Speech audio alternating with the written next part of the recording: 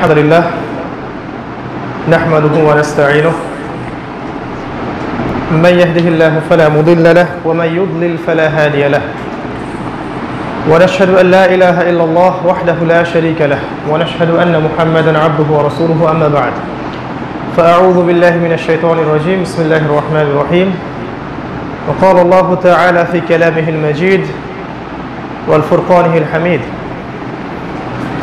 أم حسبت أن أصحاب الكهف والرقيم كانوا من آياتنا عجبا إذ أوى الفتية إلى الكهف فقالوا ربنا آتنا من لدنك رحمة وهيئ لنا من أمرنا رشدا قال رسول الله صلى الله عليه وسلم القرآن حجة لك أو عليك رب اشرح لي صدري ويسر لي أمري واحلل عقدة من لساني يفقه قولي اللهم فقهنا في الدين وأرنا الحق حقا والباطل باطلا آمين আলহামদুলিল্লাহ যাবতীয় প্রশংসা ও গুণগান একমাত্র মহিয়ান ও গরিয়ান আল্লাহ রাব্বুল আলামিনের জন্য যে আল্লাহ সুবহানাহু ওয়া তাআলা আজকে আমাদেরকে বাদ আসর সালাত জামাতে আদায় করার পর একটা দিনী মজলিসে বসার তৌফিক দান করেছেন। সবাই শুকরিয়া আদায় করি, বলি আলহামদুলিল্লাহ। দরুদ এবং সালাত বর্ষিত হোক প্রিয় নবী মুহাম্মদ রাসূলুল্লাহ সাল্লাল্লাহু আলাইহি ওয়াসাল্লামের প্রতি। আমরা দরুদ পাঠ করি আল্লাহুম্মা সাল্লি আলা মুহাম্মদ আল্লাহুম্মা বারিক আলা মুহাম্মদ ওয়া সাল্লিম। প্রাণপ্রিয় যুবক ভাইরা, উপস্থিত ওলামায়ে কেরাম এবং স্থানীয় যারা শিক্ষিত সমাজ আছেন, তরুণ প্রজন্ম, আপনারা কেমন আছেন? আলহামদুলিল্লাহ আলহামদুলিল্লাহ আলা কুল্লি হাল। একটা আপত্তি, সেটা হচ্ছে যে আমি সবসময় ডিসকারেজ করি, উৎসাহিত করি না। আমাদের দিনী যে মানে সমাজ আছে আর কি, এখানে কিছু পরিভাষা চালু আছে। এই পরিভাষাগুলো আমাদের জন্য ক্ষতিকর। যেমন আল্লামা, মাওলানা, উস্তাদ, শায়েখ, হাফেজ, এগুলো পরিচয়ের স্বার্থে মানুষ দিতে পারে, তবে আমি নিজের ক্ষেত্রে এটাকে ডিসকারেজ করি। স্পেশালি শায়েখ শব্দটা, এটা ব্যবহার না করার প্রতি অনুরোধ থাকবে এরপর থেকে ইনশাআল্লাহ। এটার জন্য যে যোগ্যতার প্রয়োজন আছে এটা আমাদের মধ্যে নাই। আমরা তালেবে ইলম, আমরা আল্লাহ সুবহানাহু ওয়া তাআলার পথে দায়ী এবং প্রয়োজনে আল্লাহ রাব্বুল আলামিনের পথে আমরা যুদ্ধ করব ইনশাআল্লাহ। এতটুকু পর্যন্তই থাকতে চাই। এর বেশি এগুতে গেলেই দুর্বল মানুষের মধ্যে রিয়া আসতে পারে, অহংকার আসতে পারে এবং সমাজের কিছু বদনজরও লাগতে পারে আর কি। সমাজে কিছু বদনজরও লাগে, এগুলো একটু খেয়াল রাখতে হবে আর কি। টেকনিক্যালি আমাদেরকে আগানো উচিত। দ্বিতীয় যে বিষয়টা, সেটা হলো আজকে আমরা যে মজলিসে বসে আছি, আমাদের বোঝা উচিত যে আমরা আল্লাহ পাকের মনোনীত বান্দা। আল্লাহ পাক যাদেরকে বাছাই করে আজকে এই সময়টাতে দিনের কিছু কথা শোনার, বলার, জানার তৌফিক দান করেছেন, তাদেরকে আল্লাহ পাক অন্য মানুষদের চাইতে বেশি প্রায়োরিটি দিয়েছেন, এটাই সত্য কথা। এতে কি আপনারা অসন্তুষ্ট? দেখুন, আমার বয়স খুব বেশি না, 31 হবে, তবে কিছু অভিজ্ঞতা আছে আমার জীবনে। আর আমি মনে করি যে জ্ঞান অর্জনের দুইটা রাস্তা আছে। একটা হচ্ছে আপনি পড়াশোনা করবেন, প্রচুর প্রচুর পড়াশোনা করলেন, আপনি জ্ঞান অর্জন করছেন না, আপনি কিন্তু ইনফরমেশনগুলো ইনস্টল করছেন নিজের মধ্যে। আপনি কোরআনের হিফজ করেছেন, অনুবাদ করতে পারেন, হাদিসের রেফারেন্সগুলো বলতে পারেন, হিস্ট্রি জানেন, পলিটিক্যাল সায়েন্স জানেন, ইকোনমিক্স জানেন, জিওপলিটিক্স জানেন, কিন্তু এগুলো জ্ঞান নয়, এগুলো হচ্ছে ইনফরমেশন, মানে তথ্য যেগুলো আপনি আপনার মস্তিষ্কে ইনস্টল করেছেন। এগুলোর উপরে যখন আমরা আমল করতে পারবো, তখন হব আসলে সত্যিকারের জ্ঞানী। এবং এই জ্ঞানটা যখন আমাকে বিনয়ী করবে, আমাকে উদ্ধত করবে না, অহংকারী করবে না, অন্যকে আন্ডারএস্টিমেট করতে শেখাবে না, আমি চূড়ান্ত হক, অন্য সবাই বাতিল, আমি জান্নাতে যাব, বাকি সবাই জাহান্নামে যাচ্ছে, আমার আকীদা আমার মানহাজই সবচেয়ে ভালো, অন্যরা সবাই বাতিল। এভাবে যখন অ্যারোগেন্সি চলে আসবে, স্পিরিচুয়াল আধ্যাত্মিক অ্যারোগেন্স আর কি, তখন আমাদের পরিণতি কিন্তু ইবলিসের মতো হতে পারে। তার কাছে জ্ঞান ছিল কিন্তু বিনয় ছিল না। তো এই বিষয়টা বোঝা উচিত। যখন আমরা নিরহংকার মন লালন করতে পারবো এবং বইপত্র পড়বো, জ্ঞান অর্জন করবো, এবং একই সাথে আমাদের হৃদয়টাকে পরিশুদ্ধ রাখবো আর কি, কারো প্রতি হিংসা নাই, গীবত নাই, তহমত নাই, কারো ক্ষতি চাচ্ছি না, সবার ভালো হোক এটা চাচ্ছি, মন থেকে যখন পবিত্র, কলবুন সালিম যেটাকে আল্লাহ পাক বলেছেন কোরআনের মধ্যে, এইটা থাকলে আরেক প্রকারের জ্ঞান আসে, সেটা হচ্ছে স্পিরিচুয়াল জ্ঞান, আল্লাহর পক্ষ থেকে জ্ঞান। আল্লাহর পক্ষ থেকে মানুষের কাছে জ্ঞান আসে, এটাও বিশ্বাস করা উচিত। অনেক সময় দেখবেন একজন সাধারণ মানুষ কোরআন সুন্নাহ থেকে এমন একটা কথা আপনাকে বলবে যেটা কোনো আলেমের মুখ থেকেও বের হয় না। আল্লাহ পাক এই উম্মতে মুহাম্মাদির জন্য সবচেয়ে জ্ঞানী একজন মানুষের এক্সাম্পল দিয়েছিলেন। তার নাম বলতে পারবেন? তার নাম খিজির আলাইহিস সালাম। লুকমান হাকিম না, খিজির আলাইহিস সালাম। আমরা ওদিকে যাচ্ছি ইনশাআল্লাহ, কিন্তু এতটুকু বলছি এখন যে মুসা আলাইহিস সালামকে তার কওমের একজন ব্যক্তি বলেছিল যে আপনার বক্তব্য খুব চমৎকার, সম্ভবত আপনি এই পৃথিবীর সবচেয়ে জ্ঞানী মানুষ। নবী মুসা আলাইহিস সালাম বলেছিলেন, হ্যাঁ আমি পৃথিবীর সবচেয়ে জ্ঞানী মানুষ। আল্লাহ পাক তাকে ধরেছিলেন এবং বলেছিলেন, তুমি পৃথিবীর সবচেয়ে জ্ঞানী মানুষ নও, আমার অমুক বান্দা যাকে দুই সাগরের মিলনস্থলে পাওয়া যাবে, এই পৃথিবীর সবচেয়ে জ্ঞানী মানুষ, তোমার চেয়ে অনেক বেশি জ্ঞানী। নবী মুসা তার কাছে ছুটলেন এবং তারপর একটা ঘটনা ঘটলো, তিনটা প্রশ্ন করলেন, তিনি তাড়াহুড়া করলেন, পরে তিনি উত্তরগুলো জানিয়ে দিলেন। সূরাতুল কাহফের মধ্যে আছে ঘটনাটা শেষের দিকে। এই ব্যক্তি খিজির আলাইহিস সালাম সম্পর্কে আল্লাহ পাক বলেছেন যে ওয়াতাইনাহু রাহমাতাম মিন ইনদিনা, ভালো করে বোঝেন, আমি আমার পক্ষ থেকে এই ব্যক্তিকে রহমত দান করেছিলাম, আমি আমার পক্ষ থেকে এই খিজিরকে রহমত দান করেছিলাম। ওয়াল্লামনাহু মিন লাদুন্না ইলমান, এবং আমি আল্লাহ আমার পক্ষ থেকে তাকে জ্ঞান শিক্ষা দিয়েছিলাম। সে পৃথিবীর সবচেয়ে জ্ঞানী মানুষ, সে কোনো ডিগ্রিধারী মানুষ নয়, কিন্তু আল্লাহ পাক বলেছেন আমি আমার পক্ষ থেকে তাকে জ্ঞান শিক্ষা দিয়েছিলাম। এতটা জ্ঞান যে মুসা আলাইহিস সালাম পর্যন্ত তার জ্ঞানের সামনে টিকতে পারেন নাই।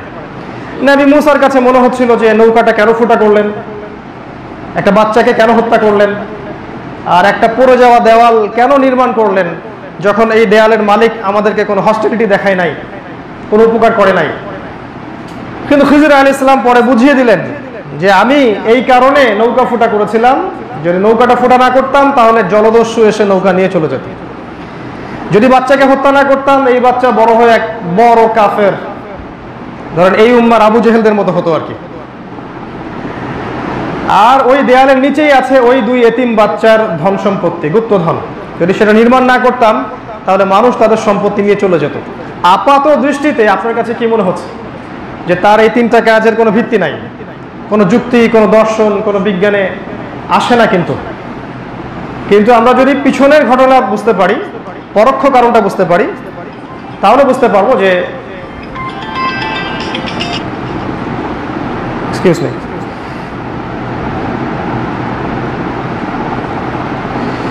আমরা পিছনের কারণটা বুঝতে পারবো যে এই তিনটা ঘটনার পিছনে একটা কারণ ছিল, যে কারণটা আল্লাহ পাক কাকে জানিয়েছেন?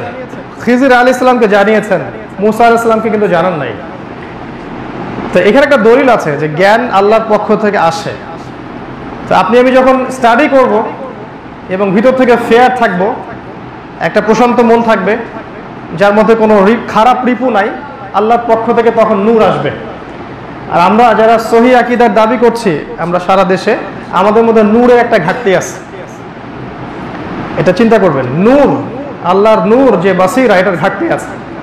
এটা অন্য জিনিস, এটা আল্লাহর পক্ষ থেকে আসে। আমি এটা প্রমাণ করতে চাচ্ছি না আজকে। তো এই যে জ্ঞানের সিলসিলা, এই সিলসিলার মধ্যে একটা জ্ঞান আমি শেয়ার করতে চাই আপনাদের সাথে। যদি আমার বয়স আপনাদের অনেকের চেয়ে অনেক কম এখানে, তারপরে বলছি যে আমার উপলব্ধি হচ্ছে এই যে আমরা আল্লাহর দ্বীনের পথে কাজ করার চেষ্টা করছি, বা আমরা 5 ওয়াক্ত নামাজ পড়ছি, মাশাআল্লাহ আকীদা সহি করার চেষ্টা করছি, তাই না? আমরা সওম রাখছি, যাকাত দিচ্ছি, এক কথায় দ্বীনের যতটুকু করার চেষ্টা করছি। আমরা কি চাই? আমরা কি দুনিয়ার কোনো সাফল্য চাই নাকি পরকালের জান্নাত চাই? যদি এই কাজগুলো করার পিছনে উদ্দেশ্য থাকে দুনিয়াবি কোনো স্বার্থ, কোনো স্ট্যাটাস বা কোনো টাকা পয়সা, কোনো খ্যাতি বা কোনো কিছু, তাহলে এই পুরো কাজটা আমার জন্য জাহান্নামে যাওয়ার কারণ হবে। আর যদি এই পুরো কাজটার উদ্দেশ্য থাকে আল্লাহকে পাওয়া, আল্লাহর সন্তুষ্টি পাওয়া, রাসূলুল্লাহ সাল্লাল্লাহু আলাইহি ওয়াসাল্লামের শাফায়াত পাওয়া, হাউজে কাউসারের পানি পাওয়া এবং জাহান্নাম থেকে বাঁচা, ইনশাআল্লাহ দেখবেন এই প্রতিটা কাজ আল্লাহ পাক আপনার জন্য সহজ করে দিবেন ইনশাআল্লাহ। এই সিলসিলায় একটা শিক্ষা হচ্ছে এই যে আল্লাহ পাক ছাড়া আমাদের এই মুসলিমদের, অমুসলিমদের কথা আমি আপাতত বলছি না কারণ তারা বিভ্রান্ত, আমাদের কথা বলছি মুসলিমদের, কারণ সমস্যাটা আমাদেরকে নিয়ে বেশি। আল্লাহ পাক ছাড়া আমাদের আপন বলতে কেউ নাই, এটা সবার আগে মাথায় ইনস্টল করে নেবেন। এটা আমার অল্প বয়সের একটা অভিজ্ঞতা বলছে। আল্লাহ ছাড়া, একমাত্র আল্লাহ ছাড়া আপনার আমার জীবনে আপন বলতে কেউই নাই, কেউ না। আমার মা, আমার স্ত্রী, আমার সন্তান, আমার আত্মীয় স্বজন, বন্ধু বান্ধব, কলিগস, শ্রোতা, অডিয়েন্স যত দেখছেন, আপাত দৃষ্টিতে মুসা আলাইহিস সালামের মতো আপনার কাছে মনে হবে সবাই আপনার, কিন্তু বিশ্বাস করেন দিন শেষে কেউই আপনার না, শুধু আল্লাহ আপনার। আর আমরা চলার পথে যে ভুলটা করি, আমরা ওই আল্লাহকে সন্তুষ্ট করার জন্য যতটা না সময় দেই, তার চেয়ে বেশি সময় শ্রম দেই আমরা এই সেক্টরটাকে সন্তুষ্ট করার জন্য। আমার স্ত্রী, আমার সন্তান, আমার পিতামাতা, আমার আত্মীয় স্বজন, বন্ধু বান্ধব, কলিগস, অফিসের বস ইত্যাদি। এই উপলব্ধিটা যার মনে যত স্ট্রং ভাবে আসবে, ইনশাআল্লাহ দিনের পথে চলা তার জন্য তত সহজ হবে। যার দুনিয়ার পিছু টান যত কম, তার আল্লাহর দিকে এগিয়ে যাওয়ার মাধ্যম তত বেশি। সে ব্যক্তি আল্লাহর পথে যুদ্ধ করতে পারবে না। যে ব্যক্তির স্ট্যাটাস, বাড়ি, গাড়ি, টাকা পয়সা, ব্যবসা ওকে টান দেয়, সে ব্যক্তি আল্লাহর পথে জীবন দিতে কখনোই পারবে না। যে ব্যক্তি সুন্দর স্ত্রীকে রেখে জিহাদের মাঠে যাওয়ার তামান্না রাখে না, সে ব্যক্তি নেফাকের শাখায় মারা যেতে পারে। আল্লাহ রাসূল এটা বলেছেন, যে ব্যক্তি যুদ্ধ করলো না বা মনে জিহাদের কোনো আকাঙ্ক্ষাও পোষণ করলো না, মাতা মিতাতান শুরমাতুম মিনান নিফাক, সে ব্যক্তি নিফাকের একটা অংশের মধ্যে মারা গেল। ঠিক যেমন আল্লাহ রাসূল বলেছেন, যে ব্যক্তি জামায়াতবদ্ধ থাকলো না, আমির ইতাআত করলো না, সামাআত ওয়া করলো না, সে ব্যক্তি জাহিলিয়াতের মৃত্যু মরল। এই প্রতিটা বিষয় রিলেটেড। এখানে একটা বেসিক শিক্ষা আমি আজকে বলতে চাই, সেটা হলো আগে আমরা নিজেদেরকে আল্লাহর জন্য উৎসর্গ করে দেই। মানে আমার আপনার জান, আমার আপনার মাল, আমার সময়, আমার পরিবার, আমার সন্তান সন্ততি, আমার চাকরি বাকরি, ব্যবসা যা আছে, আমার জ্ঞান, ইলম, কালাম, এডুকেশনাল ব্যাকগ্রাউন্ড, সবকিছু হতে হবে আগে আল্লাহর জন্য। যদি আল্লাহকে সর্বোচ্চ ভালো না বাসতে পারি, আমরা, ইনক্লুডিং আমি আপনি সবাই, আমরা আল্লাহর পথে কিছুই করতে পারবো না। রাসূলুল্লাহ সাল্লাল্লাহু আলাইহি ওয়াসাল্লাম সর্বপ্রথম সাহাবায়ে কেরামের মধ্যে এই চেতনাটা জাগ্রত করেছিলেন যে দুনিয়ার সবকিছুই মিথ্যা, প্রতারণা, মরীচিকা, তোমার পরকালী খয়রুন ওয়া আবকা, এটাই চিরস্থায়ী, এবং সেখানে তোমার সাথে শুধু আল্লাহই থাকবে, আর কেউ থাকবে না। কিছু প্র্যাকটিক্যাল কথা বলছি আজকে প্র্যাকটিক্যাল কিছু কথা বলবো ইনশাআল্লাহ। আমাদের আশপাশে যারা আছে এরা শুধুমাত্র আপনার অবস্থানকে ভালোবাসে, আপনাকে ভালোবাসে না। আপনার গার্লফ্রেন্ড, ইনক্লুডিং আপনার স্ত্রী, আপনার সন্তান সন্ততি, আপনার আত্মীয় স্বজন, পিতামাতা, বন্ধু বান্ধব, এভরিবডি আপনার অবস্থানকে ভালোবাসে। বিশ্বাস হচ্ছে না? আপনি ভালো কিছু করেন, আপনার স্ট্যাটাসটা ভালোর দিকে আসুক, তারা আপনার সাথে এমন আচরণ করবে যেন আপনার চেয়ে ভালো মানুষ পৃথিবীতে আর নাই। দুধে দেওয়া তুলসী পাতা, আপনি আপনার আনুগত্য করবে, আপনার কথা শুনবে, আপনি উঠতে বললে উঠবে, বসতে বললে বসবে। আপনি কি মনে করছেন এগুলো সব করা মন থেকে করছে? না আল্লাহ, লা আল্লাহ, মন থেকে না। বিকজ আপনি তাদেরকে সন্তুষ্ট করতে পেরেছেন। আর যখন সেই আপনি এমন কোনো কাজ করবেন কিছু একটা পাপ করে বসছেন, বা আপনার স্ট্যাটাস কমে গেছে, বা টাকা পয়সা কমে গেছে, বা চাকরি হারিয়ে ফেলছেন, বা দারিদ্রতা আপনাকে পেয়ে বসছে, বা আপনি দিনের পথে কাজ করতে গিয়ে অপবাদ পাইছেন, আপনাকে জেলে ঢুকাই দিছে, ওই কাছের মানুষ আপনাকে দেখতে আসবে না। মনটা এরকম করে শক্ত করে নিয়ে আল্লাহর সাথে সম্পর্ক করে তারপরে নামাজে আসেন, শান্তি পাবেন ইনশাআল্লাহ। দেখবেন যে আপনি শান্তি পাচ্ছেন এবং আল্লাহর সাথে আপনার একটা সরাসরি অ্যাটাচমেন্ট হচ্ছে। সালাতে আপনার চোখ দিয়ে পানি ঝরবে, ফিল করতে পারবেন আল্লাহকে। ওই যে আল্লাহ পাক বলছেন না যে আমি বান্দার কান হয়ে যাই, চোখ হয়ে যাই, হাত হয়ে যাই, ওইটা আপনি ফিল করতে পারবেন। এই জিনিসগুলো আমাদের ঘরানার মধ্যে আলোচনা হয় কম, এই জন্য আমরা একটু কাঠখোট্টা টাইপের হয়ে গেছে। হৃদয়ের এই যে কলবের বিষয়গুলো, এগুলো আলোচনা আসা উচিত। আল্লাহর জন্য নিজেদের সবকিছুকে আগে উৎসর্গ করি, তারপরে দিন প্রতিষ্ঠা, দিন প্রচার, দিন যে খেলাফত, জিহাদ, দাওয়াত, এগুলোর কথা পড়ে। যাদের এই জায়গা স্বচ্ছ না, তারা দিনের পথে চলতে গিয়েও বেশি দূর যেতে পারবে না, তাদেরকে আবারও বারবার ফিরে আসতে হবে। আল্লাহ পাক আমাদের সবার জান, মাল, সময়, শ্রম যা আছে আল্লাহর জন্য উৎসর্গ করার তৌফিক দান করুন। আল্লাহ পাক সূরা তাওবার মধ্যে বলেছেন, কুল ইন কানা আবাউকুম, হে নবী বলে দিন, যদি তোমাদের বাবারা, ওয়া আবনাকুম তোমাদের সন্তান সন্ততিরা, ওয়া ইখওয়ানাকুম তোমাদের ভাইয়েরা, ওয়া আজওয়াজুকুম তোমাদের স্ত্রীরা,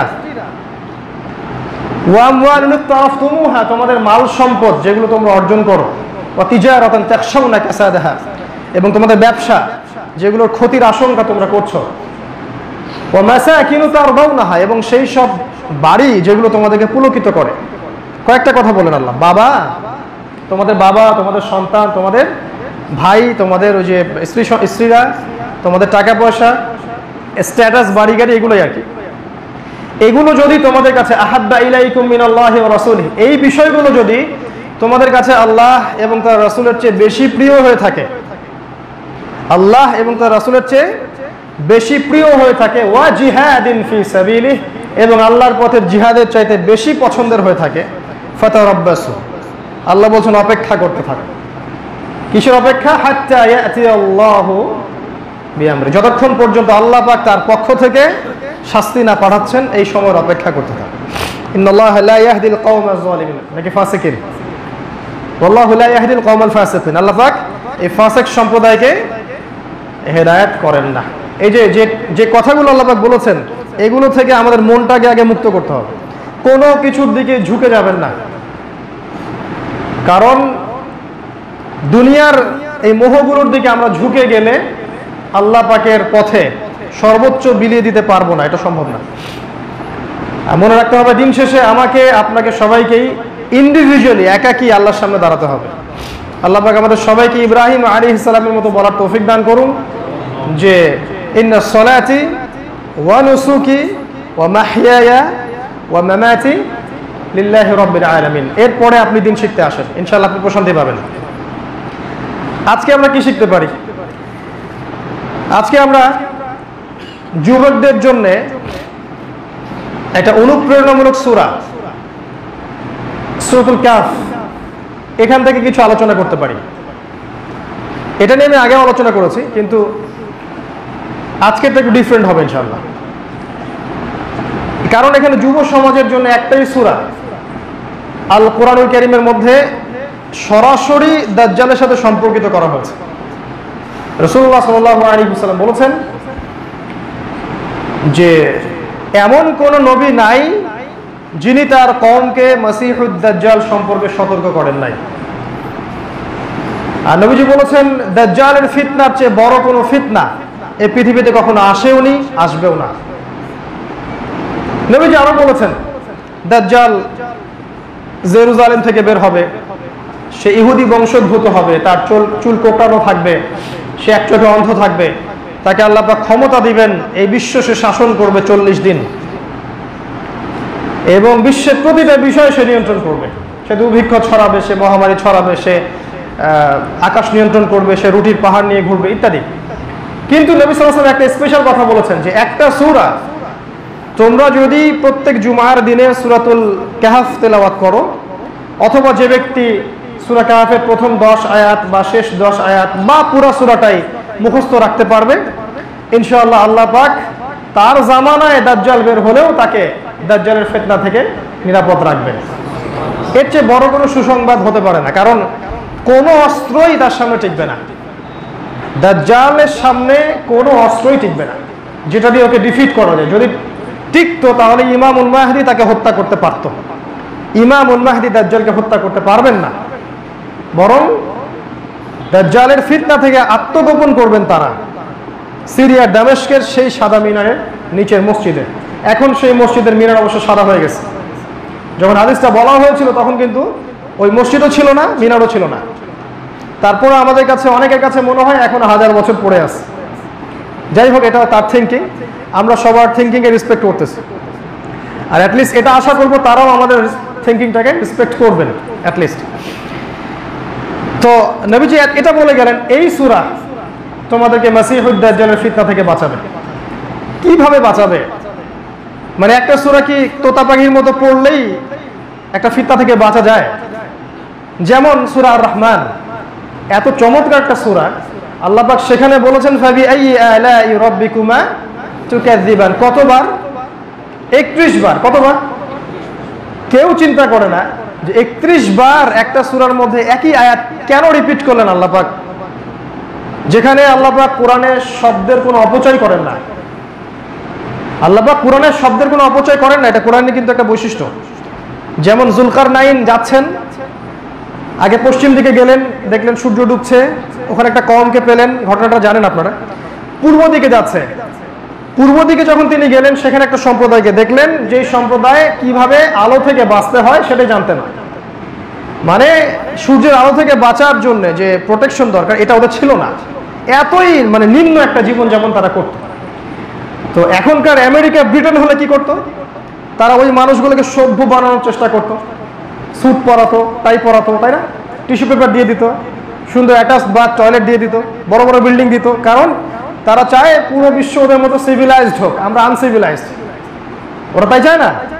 যুলকারনাইন আলাইহিস সালাম তিনি বললেন কাযালিক, ওদেরকে ওইভাবে রেখে দাও। মানে তিনি ওদেরকে এইভাবেই রেখে দিলেন, তাদের যে জীবনযাপনের স্বাধীনতা এখানে কোনো হস্তক্ষেপ করলেন না। ঠিক আছে, তারা এইভাবেই থাকে। তিনি ওদেরকে সভ্য বানানোর চেষ্টা করলেন না, বরং তিনি ওদের সভ্যতাকে রেসপেক্ট করলেন। একটা শব্দ কাযালিকা, এটা দিয়ে বোঝানো হয়েছে। বোঝাতে যাচ্ছি কোরআনে আল্লাহ পাক শব্দের অপচয় করেন না। এই আল্লাহ পাক সেই আল্লাহই কোরআনে 31 বার বলেছেন ফাবি আইয়ি আলাই রাব্বিকুমা তুকাযযিবান। কেউ চিন্তা করে না যে কেন একটা সূরার মধ্যে বারবার আয়াতটা আসলো, এটা নিয়ে কিন্তু আমরা চিন্তা করি না। আবার খেয়াল করে দেখেন সূরা কমার, তার আগের সূরা, ঠিক আগের সূরাটাই, ওখানে আল্লাহ পাক একই সূরায় 4 বার বলেছেন, একই সূরার মধ্যে 4 বার, ওয়ালাকাদ ইয়াসসারনাল কুরআনা লিযিকর ফাহাল মিন মুদ্দাকির। আমি কোরআনকে বোঝার জন্য সহজ করে দিয়েছি, উপদেশ গ্রহণকারী কেউ আছো কি? একই সূরায় 4 বার। কেউ চিন্তা করে না কেন?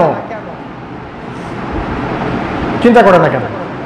চিন্তা করে না যে আসহাবুল কাহফের ঘটনার সাথে সূরা কাহফের মধ্যে খিজির এবং মূসার ঘটনা কেন? কেন এখানে যুলকারনাইনের ঘটনা? কেন এখানে ইয়াজুজ মাজুজের ঘটনা? কেন এখানে দুই বন্ধুর ঘটনা? এবং দাকিয়ানুস সভ্যতার সাথে আসহাবুল কাহফ আর দাজ্জালের কি সম্পর্ক? চিন্তা, আমাদের যে চিন্তার দরজা আমরা বন্ধ করে ফেলছি। কেউ ভাবে না সূরাতুল বুরুজের মধ্যে আসহাবুল উখদুদের ঘটনা কেন, অন্য সূরায় কেন নয়? অ্যানসার তো সবাই দিতেই পারে, আল্লাহ চাইছেন তাই।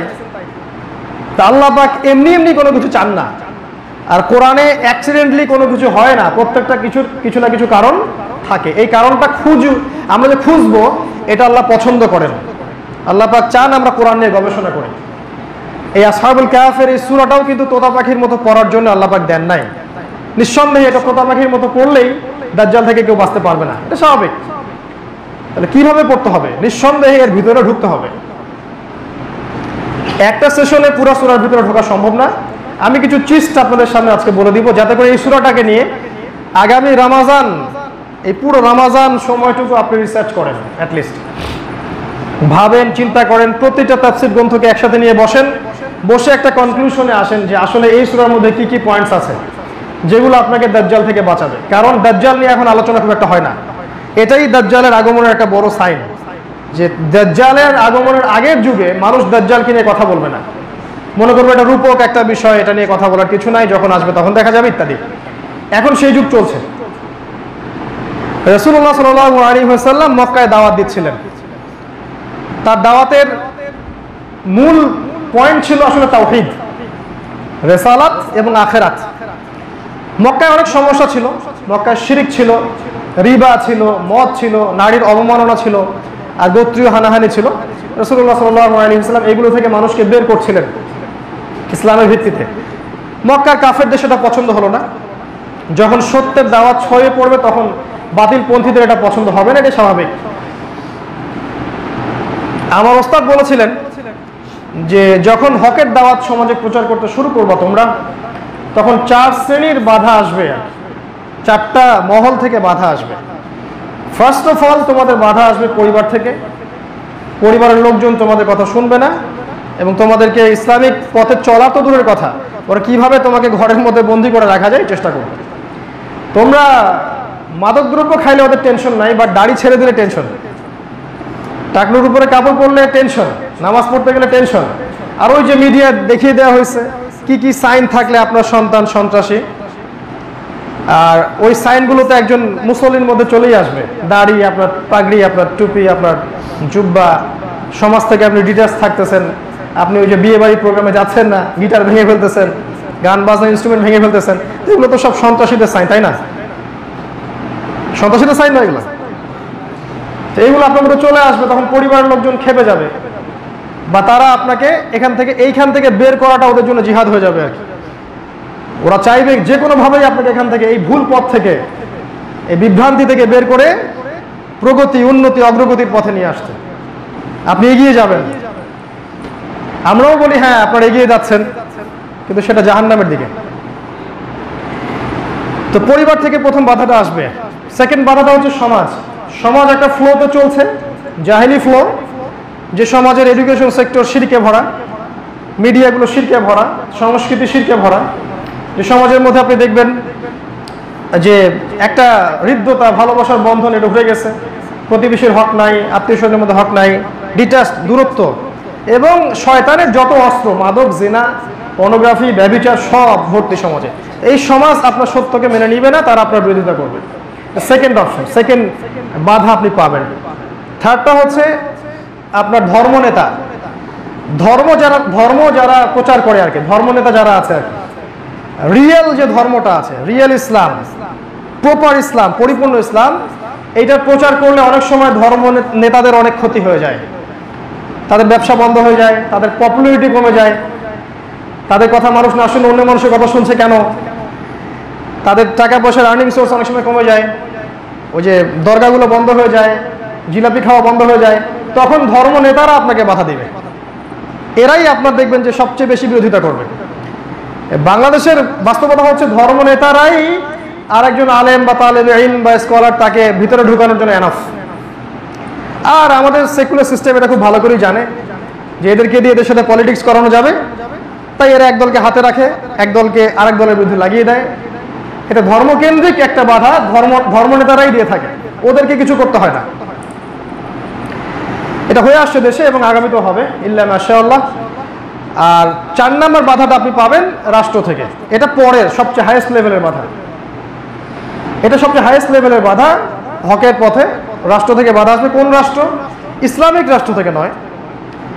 যে রাষ্ট্রের মধ্যে দেখবেন জাহেলিয়াত আছে বা শিরিক আছে বা আল্লাহ বিরোধী বিষয়গুলো আছে, আল্লাহ বিরোধী কনস্টিটিউশন, রিবা, শিরিক, ডেমোক্রেসি, সেকুলারিজম, অন্যান্য মতবাদগুলো আছে যেগুলো ইসলামের সাথে সাংঘর্ষিক, তখন রাষ্ট্র থেকে বাধা আসবে। এই 4টা শ্রেণী থেকে বাধা আসে সাধারণত যখন আপনি হকের পথে চলবেন। রাসূলুল্লাহ সাল্লাল্লাহু আলাইহি ওয়াসাল্লাম, ইব্রাহিম আলাইহিস সালাম এবং আসহাবুল কাহফ সবার ক্ষেত্রেই একই ঘটনা ঘটেছে। এটা কানেকশন। দেখেন ইব্রাহিমের দিকে তাকায় দেখেন, ওই যে পরিবার বাপ বের করে দিল, সমাজ তর্ক করতেছে 4 তারা নিয়ে, ধর্মনেতারা তাকে গালিগালাজ করলো, বের করে দিল, মূর্তি কেন ভাঙলে, আর রাষ্ট্রনেতা নমরুদ আগুনে ফেলে দিল। সব মিলে যাবে।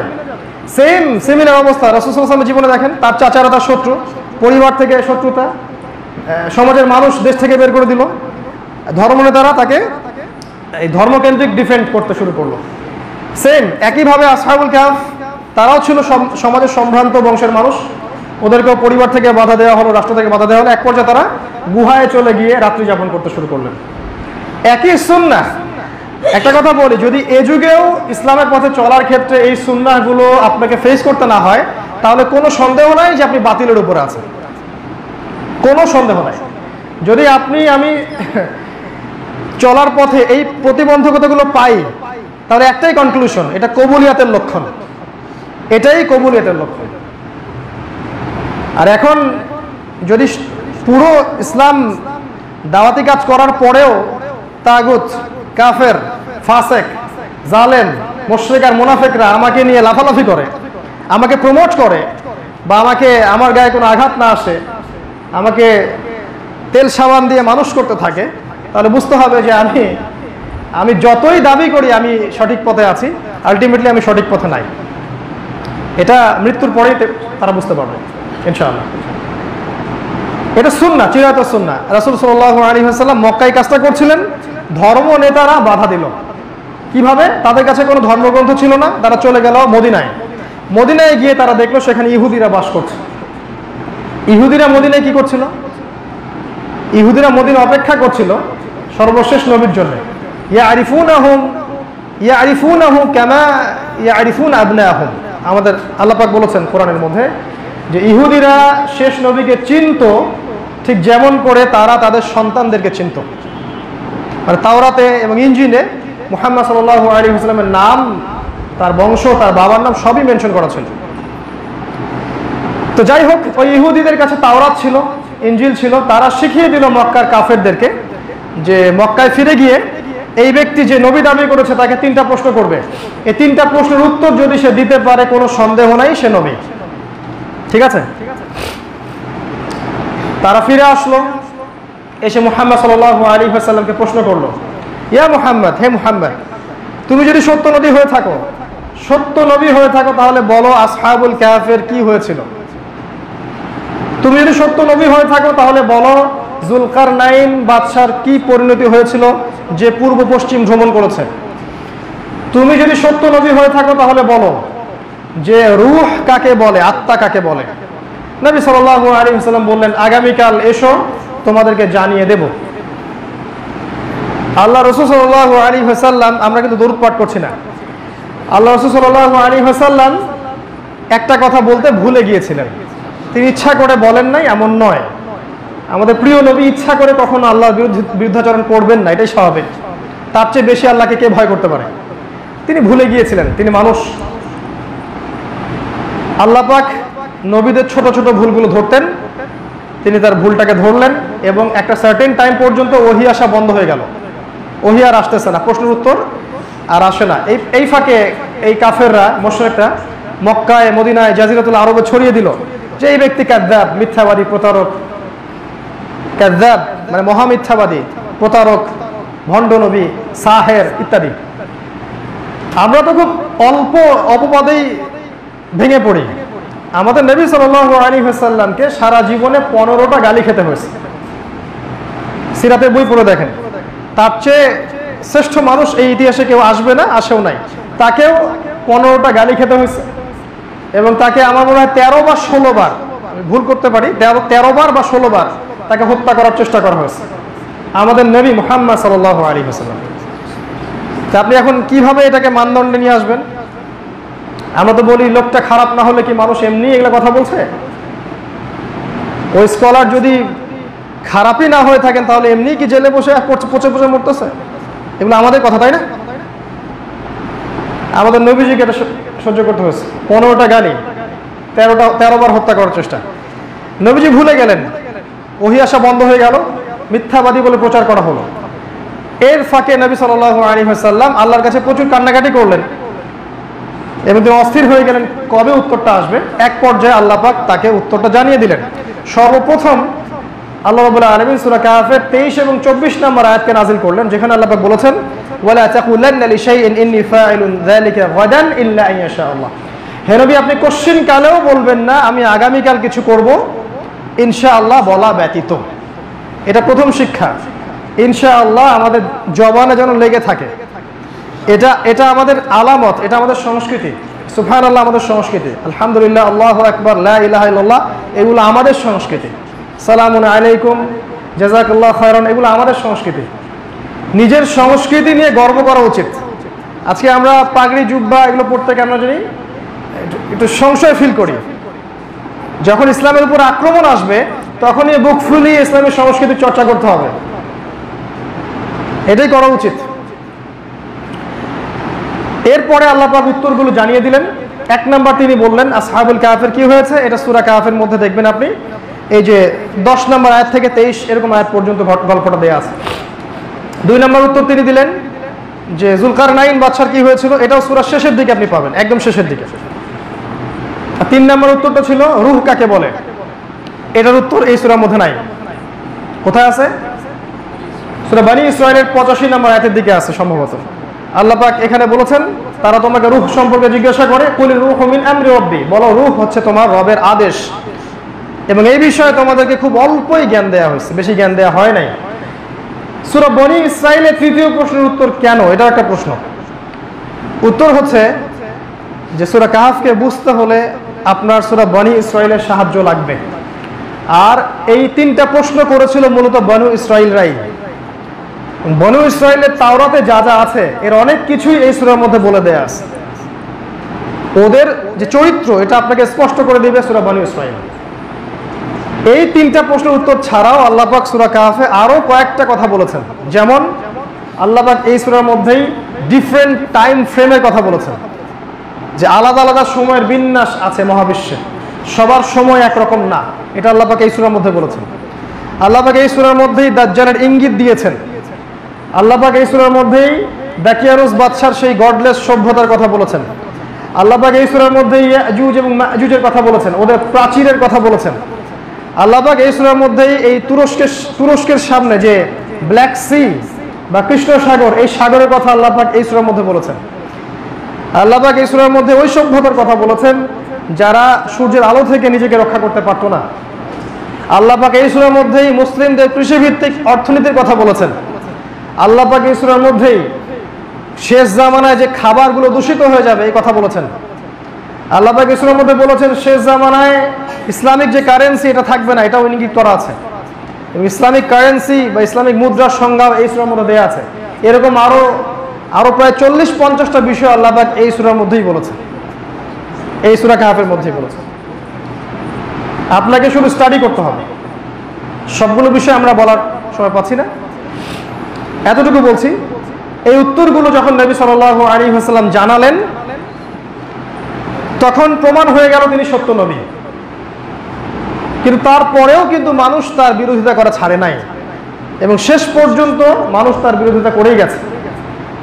নবী করিম সাল্লাল্লাহু আলাইহি ওয়াসাল্লামের এই বিরোধিতাগুলো সহ্য করতে হয়েছে মূলত মাক্কি জীবনে। আর আসহাবুল কাহফ, ইব্রাহিম আলাইহিস সালাম, নবী সাল্লাল্লাহু আলাইহি ওয়াসাল্লাম এবং সাহাবায়ে কেরামের যে অবস্থা এর মধ্যে একটা মিল আছে। আমরা উত্তরগুলোর দিকে একটু ফোকাস করব। এবার প্রশ্ন করা হয়েছিল যে যুলকারনাইন বাদশার কি হয়েছিল, রূহ কাকে বলে, আসহাবুল কাহফের কি হয়েছিল। এই প্রত্যেকটা ঘটনা বোঝার জন্য প্রথমে যে জিনিসটা দরকার সেটা হচ্ছে ওই খিজির আলাইহিস সালামের মতো মুক্ত চিন্তা এবং আল্লাহর পক্ষ থেকে জ্ঞান। ওই এক্সটার্নাল জ্ঞান এবং ইন্টারনাল নলেজটা যখন আমাদের একসাথে হবে তখন এই সূরাকে দিয়ে আমরা ইনশাআল্লাহ তাআলা এই প্রশ্নের উত্তরগুলো পাবো। আরেকটা সবচেয়ে বড় বিষয় পাবো, সেটা হচ্ছে এই সূরাই আপনাকে দাজ্জাল থেকে বাঁচাবে। কখন বাঁচাবে? যখন আপনি সূরাটাকে বুঝতে পারবেন। এবং দাজ্জাল থেকে বাঁচার জন্য কি করণীয় এটাও আপনাকে এই সূরাটা বলে দিবে। আমরা আসহাবুল কাহফের প্রশ্নের দিকে তাকাচ্ছি একটু।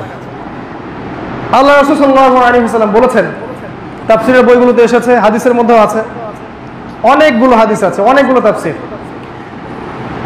তিনি বলেছেন অনেক বছর আগে, এটা প্রায় 1000 বছর হতে পারে, 2000, 3000, আল্লাহ ভালো জানেন, একটা সভ্যতার কথা বলা হয়েছে। একটা সভ্যতা, একটা নগরী, একটা রাষ্ট্র, যে রাষ্ট্রটার প্রতিটা সিস্টেম ছিল আল্লাহ বিরোধী।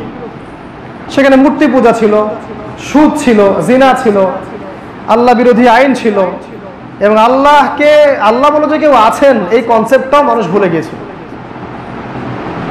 এবং এই সমাজের সবচেয়ে বড় রোগটা ছিল এই সমাজের মানুষগুলো আল্লাহর সাথে শিরকে লিপ্ত ছিল, এটা বড় পাপ ছিল। ঠিক ওই মক্কার জাহিলি যুগের ওই কোরাইশদের মতোই একদম সিমিলার ঘটনা। তো এরকম একটা সময় আল্লাহ রাব্বুল আলামিন হাতে গোনা 7 জন বা 9 জন যুবককে হেদায়েত করলেন।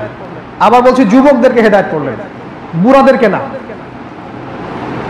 আল্লাহ পাক যুবকদেরকে খুব পছন্দ করেন। তিনি চান যুবকরা যেন আরশের ছায়া ছায়া পায়। এবং আপনারা জানেন যে কিয়ামতের মাঠে যে 5টা প্রশ্ন, তার দ্বিতীয় প্রশ্নটা হবে যে তোমার যৌবনকাল তুমি কোন পথে ব্যয় করেছো। এবং যারা আল্লাহর পথে তাদের যৌবনটা ব্যয় করতে পারবে, আল্লাহ পাক তাদেরকে আরশের ছায়ায় ছায়া দিবেন ইনশাআল্লাহ। তো ওই 7 জন বা 9 জন যুবককে আল্লাহ পাক হেদায়েত করলেন। এবং তারা প্রথমে তাদের পরিবারের মধ্যে দাওয়াতটা গোপন রাখলো। আস্তে আস্তে তারা তাদের পরিচিত মহলে দাওয়াত দিতে থাকলো। এক পর্যায়ে তারা পরিবার থেকে, সমাজ থেকে বাধা পেতে থাকলো। এবং তারা কোনো অর্ডিনারি মানুষ ছিলেন না, তারা ছিলেন ওই রাষ্ট্রের এমপি মন্ত্রীর ছেলে, ওই গডলেস ওয়ার্ল্ডের এমপি মন্ত্রীর ছেলে। এক পর্যায়ে যখন রাষ্ট্র পর্যন্ত দাওয়াত পৌঁছে গেছে, তখন রাষ্ট্র আর এটাকে মেনে নিল না। এমন কোনো নির্যাতন নাই, তারা সেটা করলো না। এক পর্যায়ে 3 দিনের আলটিমেটাম দেওয়া হলো, এই 3 দিনের মধ্যে যদি তোমরা আমাদের ধর্মে ফিরে না আসো তাহলে তোমাদেরকে হত্যা করা হবে। এই বিষয়গুলো সুন্নতে মিল আছে না? আজকের যুগে এই কথাগুলো বলা হয় না? ব্যাপারটা বুঝতে পারছেন কি? সেম সুন্নাহ। তোমরা যদি আমাদের মতো করে চিন্তা না করো, আমাদের আনুগত্য না করো, আমাদের এই সব কনস্টিটিউশনের সামনে আত্মসমর্পণ না করো, আমাদের আদর্শ সংস্কৃতিগুলো মেনে না নাও, তোমাদেরকেও এখান থেকে বের করে দেওয়া হবে। মিল পান কথার মধ্যে? তোমাদেরকেও ওই খারাপ পরিণতি বহন করতে হবে এবং তোমাদেরকে এমন কোনো অপবাদ নাই যেটা বরণ করতে হবে না। আসহাবুল কাহফের ক্ষেত্রে তাই হয়েছিল। যাই হোক, তারা কিন্তু খুবই সহনশীল ছিলেন। তারা কেউই রাষ্ট্রবিরোধী কোনো বিদ্রোহ করতে চান নাই, কেউ না। আসহাবুল কাহফের কোনো ব্যক্তি কাজটা করেন নাই।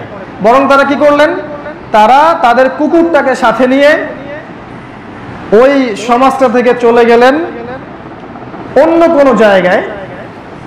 তাদের উদ্দেশ্য ছিল এমন কোনো জায়গায় যাওয়া যেখানে গেলে তারা নিরাপদে দিন পালন করতে পারবে। তারা কিন্তু ওই সমাজের মধ্যে বিদ্রোহ করেন নাই। আবার বলছি, তারা কিন্তু ওই সমাজের মধ্যে কোনো সন্ত্রাসী কর্মকাণ্ড চালান নাই। তারা কিন্তু আত্মঘাতী কোনো কর্মকাণ্ডেও জড়িত হন নাই। তারা আস্তে করে সেখান থেকে বের হয়ে চলে গেছেন দিল্লি। ঠিক আছে বাবা, তোমরা তোমাদের মতো থাকো, আমরা আমাদের পথে চললাম। ঠিক ইব্রাহিমের মতো, ইন্নী যাহিবুন ইলা রাব্বি সায়াহদিন। কি বলছেন উনি? আমি চললাম আমার রবের পথে, তিনি আমাকে হেদায়েত দিবেন। সুন্নতগুলোর মধ্যে মিল পান? সেম সুন্নাহ নবী সাল্লাল্লাহু আলাইহি ওয়াসাল্লাম। ঠিক আছে, থাকো মক্কায় তোমরা, আমরা চলে গেলাম মদিনায়। থাকতো মদিনায় গিয়ে নবীজি স্টেট কায়েম করেছেন, আইন বাস্তবায়ন করেছেন, জামা গঠন করেছেন, প্রশিক্ষণ দিয়েছেন, ইকোনমিক সেক্টরটা ডেভেলপ করেছেন। পরে বদরে এসে অ্যাটাক করেছেন। এগুলো না করে তো আপনি বদরে যেতে পারবেন না। আসহাবুল কাহফ চলে গেলেন। তাদের উদ্দেশ্য কিন্তু গুহায় রাত কাটানো ছিল না, তারা যাচ্ছিলেন অন্য কোনো জায়গায়। সাথে কুকুর ছিল, কুকুর। কোরআনে কুকুরের কথা কি জন্যে?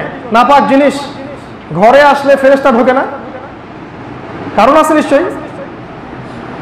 শেষ জামানায় আমরা যারা মুমিন থাকবো, আমাদের মধ্যে অনেকেরই ওই কুকুরটার মতো ঈমানও থাকবে না। দেখে মনে হবে যে আমরা মুমিন, ওই কুকুরটার মতো আনুগত্য আমাদের মতো থাকবে না। খেয়াল করে দেখেন, আজকে আমরা আল্লাহর সভা বান্দা, আমরা কি কুকুরের মতো মনিব ভক্ত হতে পেরেছি? কুকুর যেমন মনিবের ভক্ত, আমরা কি আল্লাহ তেমন ভক্ত হতে পেরেছি? চিন্তা করছেন কি? বলে আদিয়াতি দাবহান, সূরা আছে না, ঘোড়ার শপথ। আল্লাহ বলছেন এই সূরায় ঘোড়ার শপথ করে যে ইন্নাল ইনসানা লিরাব্বিহি লাকানুদ, নিশ্চয়ই মানুষ তার রবের প্রতি চরমভাবে অকৃতজ্ঞ। তো ঘোড়ার সাথে কেন? দেখবেন ঘোড়ার পিঠে আপনি বসে যুদ্ধ করবেন, সৈন্যদলের ভিতর ঢুকে যাবে ও নিজের জানের পরোয়া করবে না কিন্তু, কারণ আপনি মনিব আদেশ করেছেন, সে ঢুকে যাবে। আমরা কিন্তু সেটা করি না আল্লাহর সাথে। আল্লাহ পাক ঘোড়া কুকুরের কথা কোরআনে বলেছেন, কুকুরটাও সাথে চলে গেল তাদের। ইমানদার কুকুর, এই একটা কুকুর আজকের এই পুরো গডলেস ওয়ার্ল্ডের চেয়ে অনেক বেশি প্রিয় আল্লাহর কাছে। এই কুকুরের মূল্য আল্লাহর কাছে এই গডলেস সভ্যতার চেয়ে অনেক বেশি। ইমানদার কুকুর আসহাবুল কাহফের সাথে চলে গেল। তারা গুহায় রাত কাটালেন, ঘুম থেকে উঠলেন, উঠে বললেন আমরা ক্ষুধার্ত। কেউ বললেন কতদিন ঘুমিয়েছি, একজন বলল যে মেবি একদিন বা একদিনের কোনো অংশ। তারা বলে আল্লাহ ভালো জানেন কতদিন ঘুমিয়েছে। আচ্ছা ঠিক আছে, এই পয়সাগুলো নাও, নিয়ে বাজারে যাও, গিয়ে রুটি বা খাবার কিনে নিয়ে আসো। ফালিয়ানজুর আইয়ুহা আসকাতু আমা, খেয়াল করে দেখবে কোন খাবারটা বিশুদ্ধ। মানে খাবার যে বিশুদ্ধ এই কনসিয়াসনেসটা আপনার মধ্যে কাজ করে কি? আমার মধ্যে কাজ করে? খাবার খাওয়ার সময় হিসেব করে খাবেন খাবার বিশুদ্ধ কিনা, কারণ শেষ জামানায় খাবার করাপ্টেড হয়ে যাবে, খাবার খালি বিষ দিয়ে ভর্তি থাকবে, এটাই শেষ জামানা। খাবার কিনতে গিয়ে তারা দেখলেন যে এটা কোন জায়গা, গতকালকে এখান থেকে বের হলাম তখন তো একরকম দৃশ্য ছিল, আজকে দৃশ্য অন্যরকম।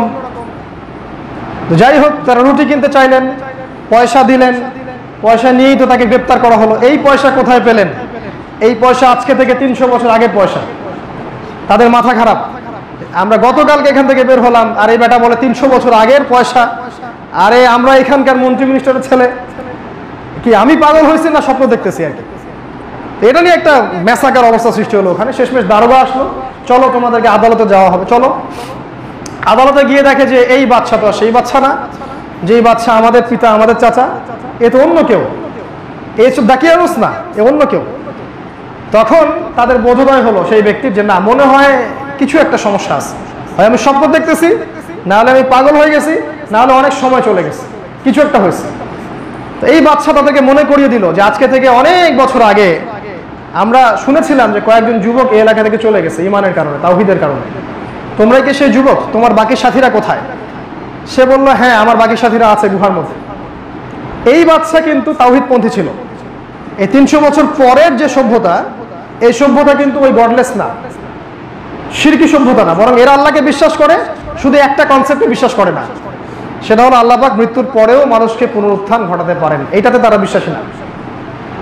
আল্লাহ পাক 300 বছর আগের কয়েকটা যুবককে দিয়ে 300 বছর পরের একটা সভ্যতাকে হেদায়েত দিলেন, যারা বিশ্বাস করে না আল্লাহ পাক মৃত্যুর পরেও মানুষকে জীবিত করতে পারেন। আল্লাহ পাকের হিকমা, আল্লাহ পাকের প্রজ্ঞা। তাই আমরা জীবিত থাকাকালীনই যে দিনের বিজয় দেখে যেতেই হবে এমনটা নয়। আমরা সবাই যদি শেষ মারা যাই, আমরা সবাইকে মেরে ফেলা হয়, দিন ইসলাম ঠিকই সামনে বিজয়ী হবে। ওরা চাক বা না চাক, আপনি কিছু করেন বা নাই বা করেন, কোনো ডাউট নাই। অতএব হীনমন্যতায় ভুগবেন না। এই জেনারেশন না হলে তার পরের জেনারেশন, না হলে তার পরের জেনারেশন, ইনশাআল্লাহ আজ্জা ওয়া জাল্লা 300 বছর পরের এই জেনারেশনকে আল্লাহ পাক হেদায়েত দিলেন এই 7 জন বা 9 জন যুবককে দ্বারা, যারা একটা সভ্যতা থেকে চলে গিয়েছিল তাওহীদকে হাতে নিয়ে, বুকে নিয়ে, ফিতনা মুক্ত একটা পরিবেশে। এবার এই সভ্যতার সব মানুষ আসছে, এসে ওই গুহার সামনে দাঁড়ালো, দেখলো হ্যাঁ বাকি সবাই আছে, এবং ওদের কুকুর ওয়া কালবুহুম বাসিতুন যিরাইহি বিল ওয়াসির, কুকুরটাও তাদের হাত গুহার মুখে প্রশস্ত করে দিয়ে আছে। এরপর তাদের কি হয়েছে এটা আল্লাহ পাক গোপন রেখেছেন। তারা মারা গেছেন না তাদেরকে তুলে নেওয়া হয়েছে না কি, এটা আল্লাহ পাক গোপন রাখছে। আমরা এই জায়গায় কোনো মন্তব্য করতে চাচ্ছি না। এখান থেকে আমাদের কিছু শিক্ষা, এটা আমাদের মূল পয়েন্ট। এক নাম্বার পয়েন্টটা হচ্ছে যে আসহাবুল কাহফ যে সভ্যতার মধ্যে বড় হয়েছেন বা ইমানের স্বাদ পেয়েছেন, ফ্লেভার পেয়েছেন এবং তাওহীদ প্রচার করেছেন, ওই সভ্যতা আর আমাদের সভ্যতার মধ্যে কোনো পার্থক্য নেই, আদতে কোনো পার্থক্য নেই। কিভাবে? ওই সভ্যতার প্রত্যেকটা সিস্টেম ছিল গডলেস, শিরকি সিস্টেম। আর আপনি বুঝে হোক বা না বুঝেই হোক, জেনে হোক বা না জেনেই হোক, আজকের এই পুরো ওয়ার্ল্ড যেটা আপনি দেখছেন, এই ওয়ার্ল্ডের প্রতিটা সেক্টরই গডলেস, শিরকি সিস্টেম। কিভাবে ভাই? দেখাচ্ছি। এখানকার এডুকেশন সিস্টেম শিরকি সিস্টেম। এই আপনাকে শিখাবে পরীক্ষা নিরীক্ষা বিজ্ঞান যুক্তি দর্শন দিয়ে যা অর্জন করা যায় সেটাই জ্ঞান। পরীক্ষা নিরীক্ষা যুক্তি বিজ্ঞান দর্শন দিয়ে যা অর্জন করা হয় সেটাই জ্ঞান, বুদ্ধি দিয়ে, অভিজ্ঞতা দিয়ে এবং সমন্বয় মতবাদ দিয়ে। আর আল্লাহ আপনাকে শিখাচ্ছেন আল্লাহর পক্ষ থেকে যেটা নাজিল হয় সেটাই জ্ঞান। তাওহীদ, ঈমান এবং কুফর বোঝেন অল্প কথায়। ইকোনমির দিকে আসেন, আল্লাহ পাক দিয়েছেন যাকাত, সাদাকা, ব্যবসা, এগুলা। আপনাকে অন্য এই গডলেস ওয়ার্ল্ড দিয়েছে রিবা এবং সুদ এবং ঘুষ এবং প্রতারণাপূর্ণ মনিটরি সিস্টেম। তারা আল্লাহর হালালগুলোকে হারাম করেছে, আল্লাহর হারামকে তারা হালাল করেছে। আল্লাহ সুদ হারাম করেছিলেন, আমরা হালাল করেছি। আর আল্লাহর হালালকে কেউ যদি হারাম করে, হারামকে হালাল করে, এটাকে সূরা তাওবার 31 নম্বর আয়াতে বলা হয়েছে এটা শিরক। আপনার ইকোনমিক সিস্টেম শিরক, ফুল স্টপ।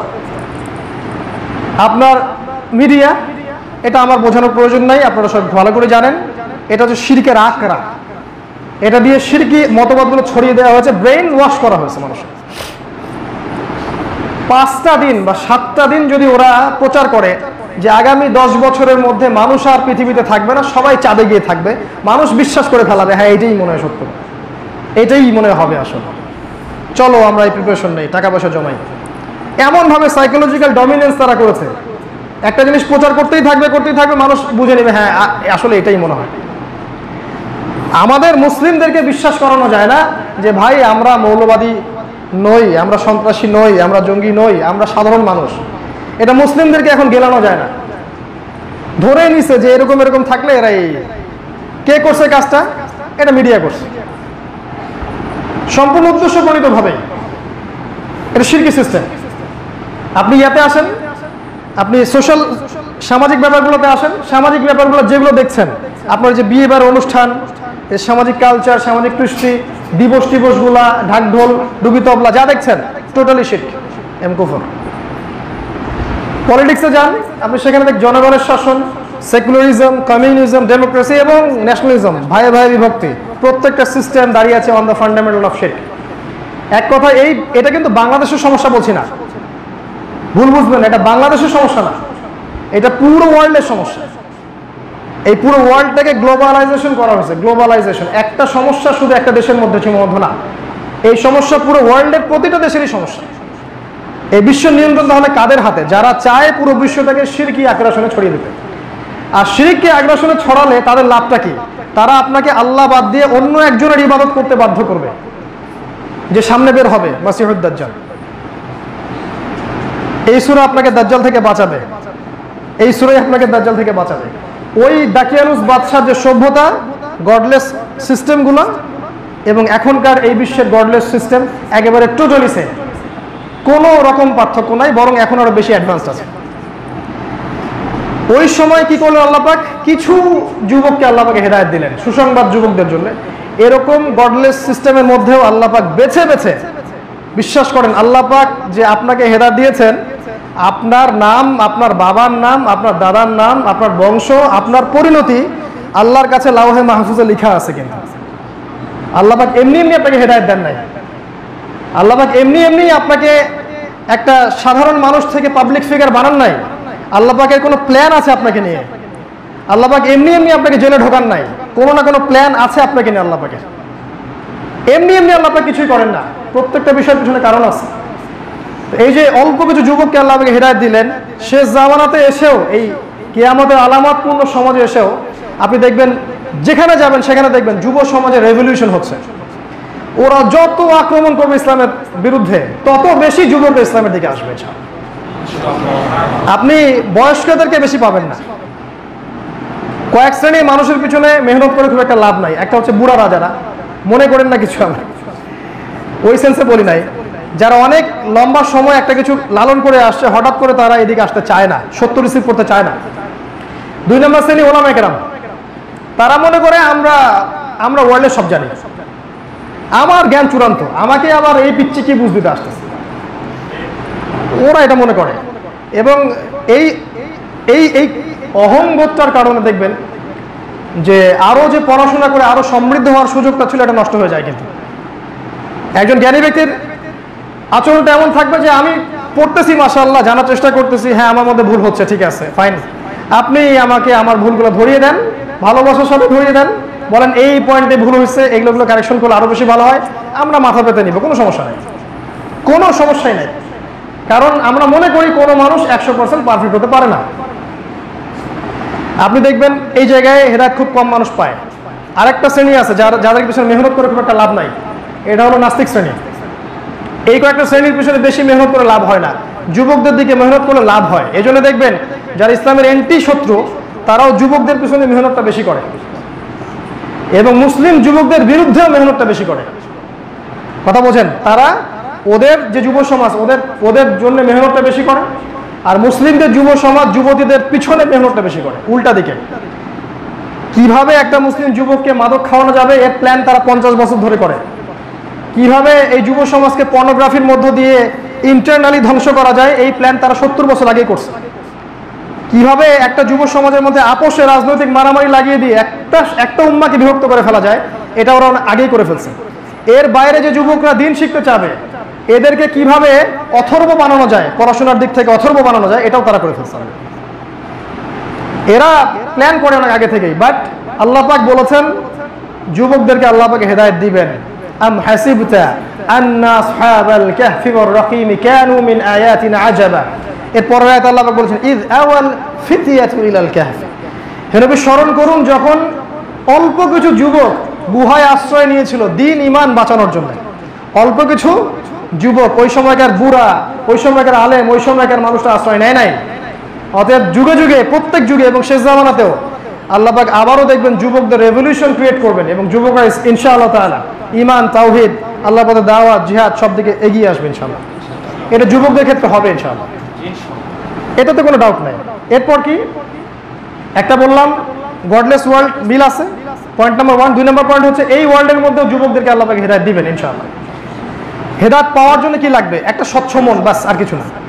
একটা স্বচ্ছ মন রাখেন যে আমি সব জানি না, আমি সবার লেকচার শুনতেছি মাশাআল্লাহ, যেটা ভালো মনে হচ্ছে আমি নিচ্ছি, যেটা খারাপ মনে হচ্ছে বা মিলতেছে না আমি নিচ্ছি না, এবং আমি সব আলেমকে শ্রদ্ধা করতেছি, সবার বই পড়তেছি, এবং আমি উম্মার মধ্যে বিভক্তি ছড়াতে চাচ্ছি না। সবাই অ্যাটলিস্ট এক জায়গায় আসুক, যতই বিভক্তি থাক এক জায়গায় আসুক, এটা আমি চাচ্ছি। এবং মন থেকে চান যে আল্লাহ আমার মধ্যে যদি ভুল থাকে আপনি সংশোধন করে দেন। আমার পূর্ণ বিশ্বাস আছে যে আল্লাহ আপনি আমাকে সংশোধন করতে পারেন এবং আপনি আমার সম্মান বাড়াতে পারেন। আল্লাহর জন্য ছোট হলে আল্লাহ পাক কখনো সম্মান কমান না, বরং বাড়িয়ে দেন। এই মনটা রাখলে হেদায়েত পাওয়া যায়। খেয়াল করে দেখেন, এই মনটা কিন্তু উমরের ছিল, এই মনটা কিন্তু হামজার ছিল, এই মনটা খালিদ বিন ওয়ালিদেরও ছিল। আমি বললে অনেক সময় চলে যাবে, ওমর রাদিয়াল্লাহু আনহুর কথাটা অনেকদিন বলেছে। উনি বলেছেন লাউ ফাররিকান্নাল হাক্কু মিনাল বাতিল কামা ফাররাকাল্লাহু বাইনাল লাইলি ওয়ান নাহার। কত স্বচ্ছ মন। তিনি বলছেন আল্লাহর কসম করে বলছি আমি ওমর সত্য থেকে মিথ্যাকে আলাদা করে ফেলবো, ঠিক যেমন করে আল্লাহ পাক দিন এবং রাতকে আলাদা করে ফেলেন। মানে উনি কাউকে ভয় করেন নাই, মক্কা কুরাইশদের কাউকে ভয় করেন নাই। স্বচ্ছ মন আল্লাহ হেদায়েত দিয়েছেন। আমিরুল মুমিনিন হচ্ছে পরে, আমিরুল মুমিনিন হামজা নিজের ভাই নিজের চাচাতো ভাইকে আঘাত করবে কেন? অসহায় দুর্বল একটা মানুষ মুহাম্মদ সাল্লাল্লাহু আলাইহি ওয়াসাল্লাম খালি একটা কথাই বলে রব্বি আল্লাহ, এই জন্য তুমি তাকে মারবা? সে গিয়ে তার কলার চেপে ধরল আবু জেহেলের। আবু জেহেলকে পাল্টা যখন ঘুষি মারলো, আল্লাহ পাক দেখেন হেদায়েত নাজিল করে দিলেন। ওই যে খালিদ বিন ওয়ালিদ যুদ্ধ করেছেন ইসলামের এগেইনস্টে, খালিদ বিন ওয়ালিদ বসে আছেন মক্কায়, তার ভাই এসে একটা চিঠি দিয়ে গেল। চিঠিতে নবী সাল্লাল্লাহু আলাইহি ওয়াসাল্লামের লিখা, বা লিখা না, তানি বলেছেন অন্য কেউ লিখেছে, তো লিখতে পারতেন না। লিখা আছে, খালিদ এটা তোমার জন্য কতই না ভালো হতো যদি তুমি আজকে ইসলামের পক্ষে থাকতা। এতটুকুই যথেষ্ট, ব্যাস। চিঠিতে এতটুকু লিখা আছে। আর খালিদ বিন ওয়ালিদ ওই চিঠি নিয়ে বসে থাকেন আর পড়েন আর কাঁদেন। এক পর্যায়ে বলে উঠলেন ওয়াল্লাহি, আল্লাহর কসম, ওয়াল্লাহি লাকাদ ইসতাকামাল মানজিল, আল্লাহর কসম আমার মঞ্জিল নির্দিষ্ট হয়ে গেছে। চলে গেলেন ইসলাম কবুল করতে। পরে তার হাতে ইসলামের কত বিজয় হয়েছে আপনারা জানেন। মনটা ফ্রেশ থাকলে হেদায়েত পাওয়া যাবে ইনশাআল্লাহ। আর মনে যদি বক্রতা থাকে, অহংকার থাকে, আমি সব জানি, আমি নাজি ফেরকা, আমি হকের ডিলার, আমি জান্নাত লিস্ট দিচ্ছি, আসেন নিয়ে যান, আপনার পক্ষে হকের পথে চলা সম্ভব না। দেখবেন দিন শেষে আপনি যাকে বাতিল বলছেন সেই জান্নাতে চলে গেছে। এটাই হবে, দেখবেন। আল্লাহ মাফ করুক। যুবকদেরকে আল্লাহ হেদায়েত দিবেন। 3 নম্বর পয়েন্ট হচ্ছে যুবকদের মন, এই যে আত্মিক সম্পর্ক, যেটা এই যে যুবক ভাইরা দেখা হলে বলে আপনাকে আল্লাহর জন্য ভালোবাসি, তাকে কোনোদিন চিনিও না, জানিও না, কখনো দেখিও না, হয়তো রুহের কোনো জগতে দেখা হয়েছিল আর কি। এটা হাদিস, কিন্তু রুহের জগতেও দেখা হয়েছে আমাদের, না হলে আমরা আজকে এখানে বসতাম না। এই মনের যে মিলটা, এটা আল্লাহ পাক করে দিবেন। এটা আল্লাহ পাক এদেশ কেন, পুরো বিশ্বের বিভিন্ন জায়গা থেকে যুবকদেরকে আল্লাহ পাক এক জায়গায় মিলিয়ে দিবেন ইনশাআল্লাহ।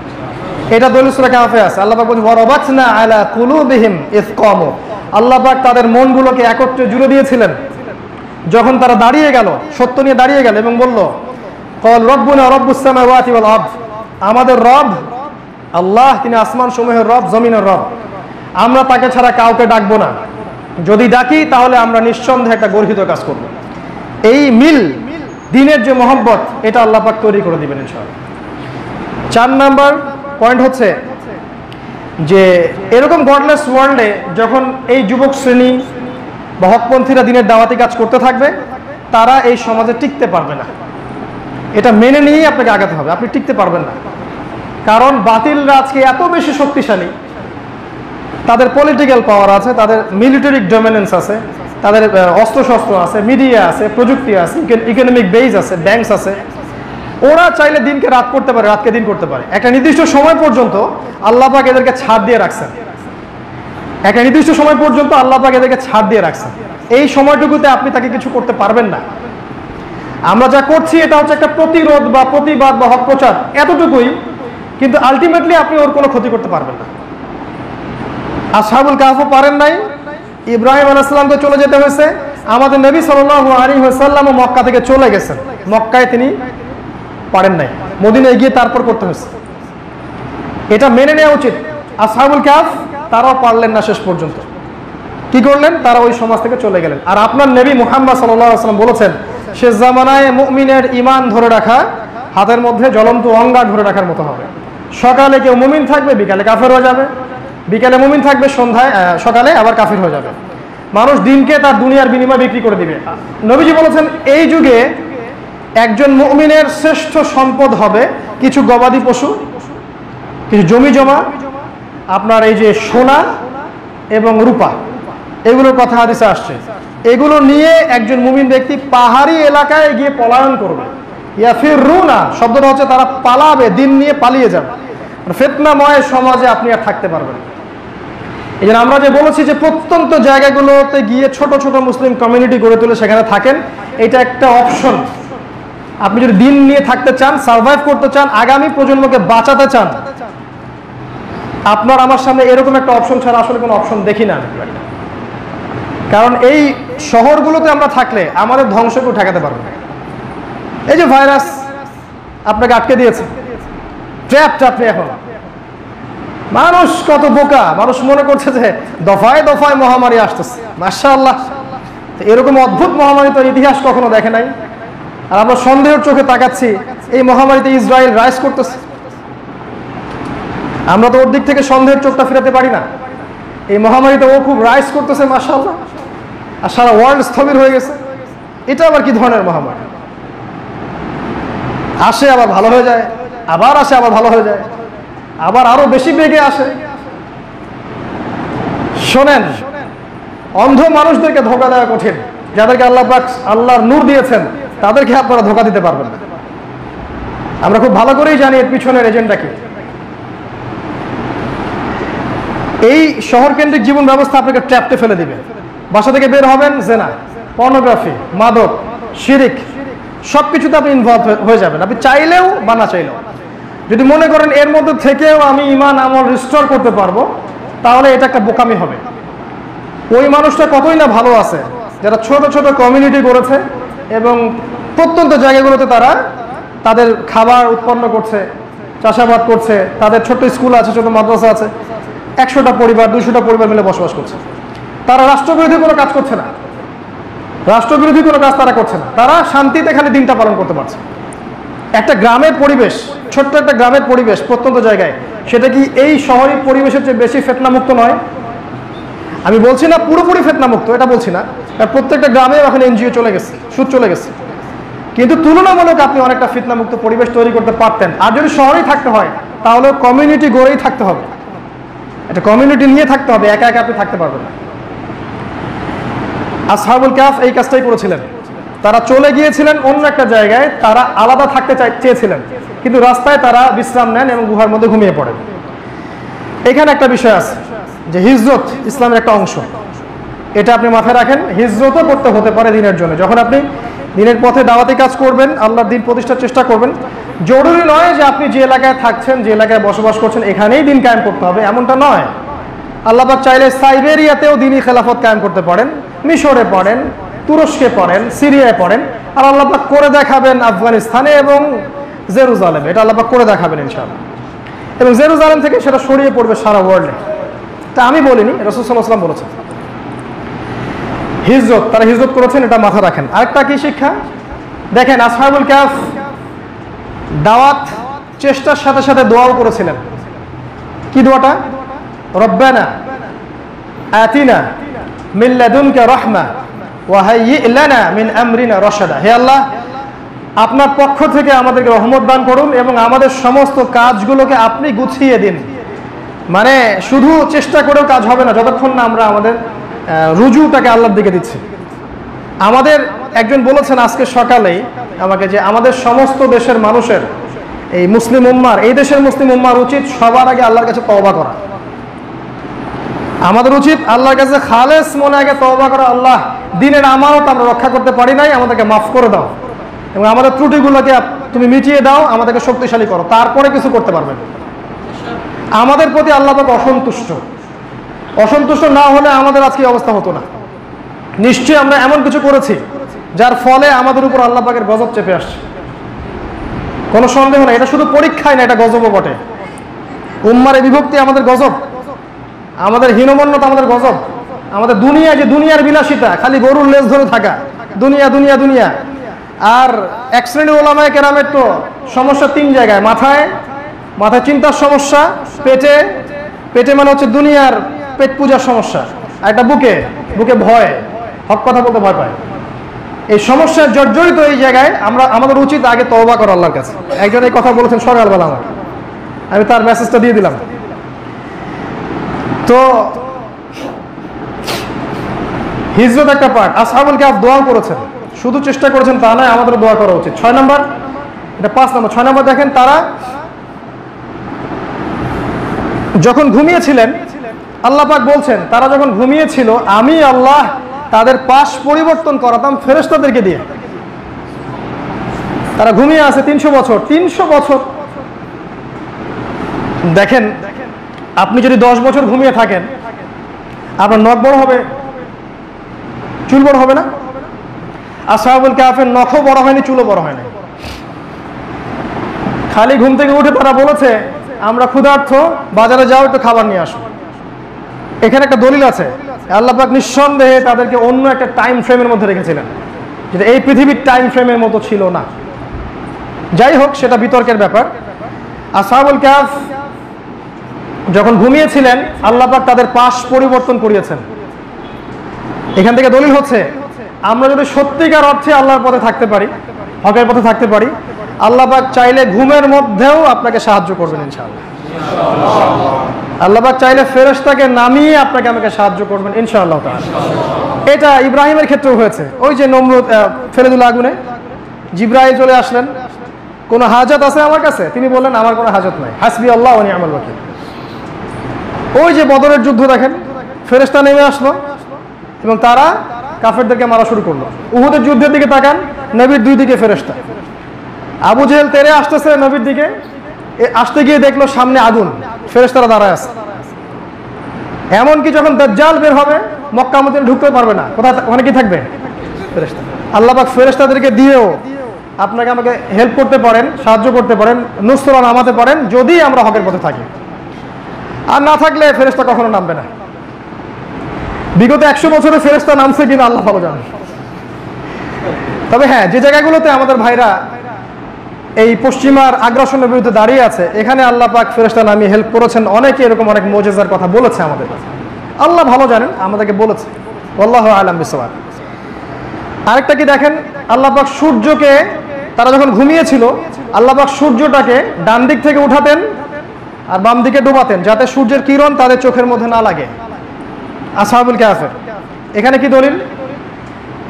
দলিল হচ্ছে আপনি আর আমি যখন আল্লাহর জন্য হয়ে যাব আর কি, আল্লাহ পাক চাইলে প্রকৃতিকে আমাদের অনুগত করে দিতে পারেন। এটা আল্লাহ পাক করেছেন আসহাবুল কাহফের ক্ষেত্রে, দলিল কোরআন বলছে। এই গডলেস ওয়ার্ল্ড এগুলো বিশ্বাস করবে না, সূর্য আবার সরে যায়, আবার ডুবে যায়। হ্যাঁ, ওরা বিশ্বাস করে যে মঙ্গলে পানি আছে। আপনারা কি জানেন ওরা কেন এত মঙ্গল করছে? আমি বলছি আপনাদেরকে আমার অবজারভেশন, আমার ব্যাখ্যা। তারা খুব ভালো করে জানে আগামী মালহামাতে পৃথিবীতে বসবাসের উপযোগ্য জায়গা থাকবে না। তারা বিকল্প জায়গা সৃষ্টি করতেছে যেখানে গিয়ে তারা থাকতে পারবে। তারা খুব ভালো করে জানে যে কি পরিমাণ ম্যাসাকার সেখানে হতে যাচ্ছে। এবং রাশিয়ার কথাই বলেন, চায়নার কথাই বলেন, আর আমেরিকা ইসরায়েলের কথাই বলেন, সবাই তাদের মাটির অনেক নিচ পর্যন্ত বাংকার তৈরি করে ফেলছে, যেখানে নিউক্লিয়ার ওয়েপন্সের আঘাত যেন না লাগে। আমরা কি করছিলাম এই সময়?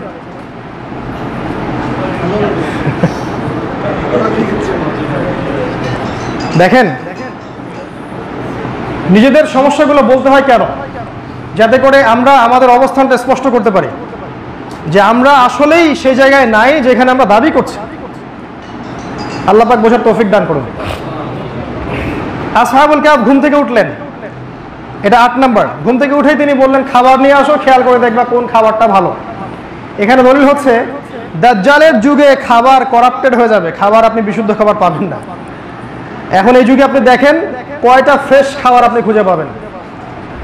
আর খাবারের ব্যাপারে যদি আপনি সতর্ক না হন, তারা আপনাকে খাবারের মধ্য দিয়ে মেরে ফেলবে, যেটা ইতালিতে হয়েছে, ব্রাজিলে হয়েছে।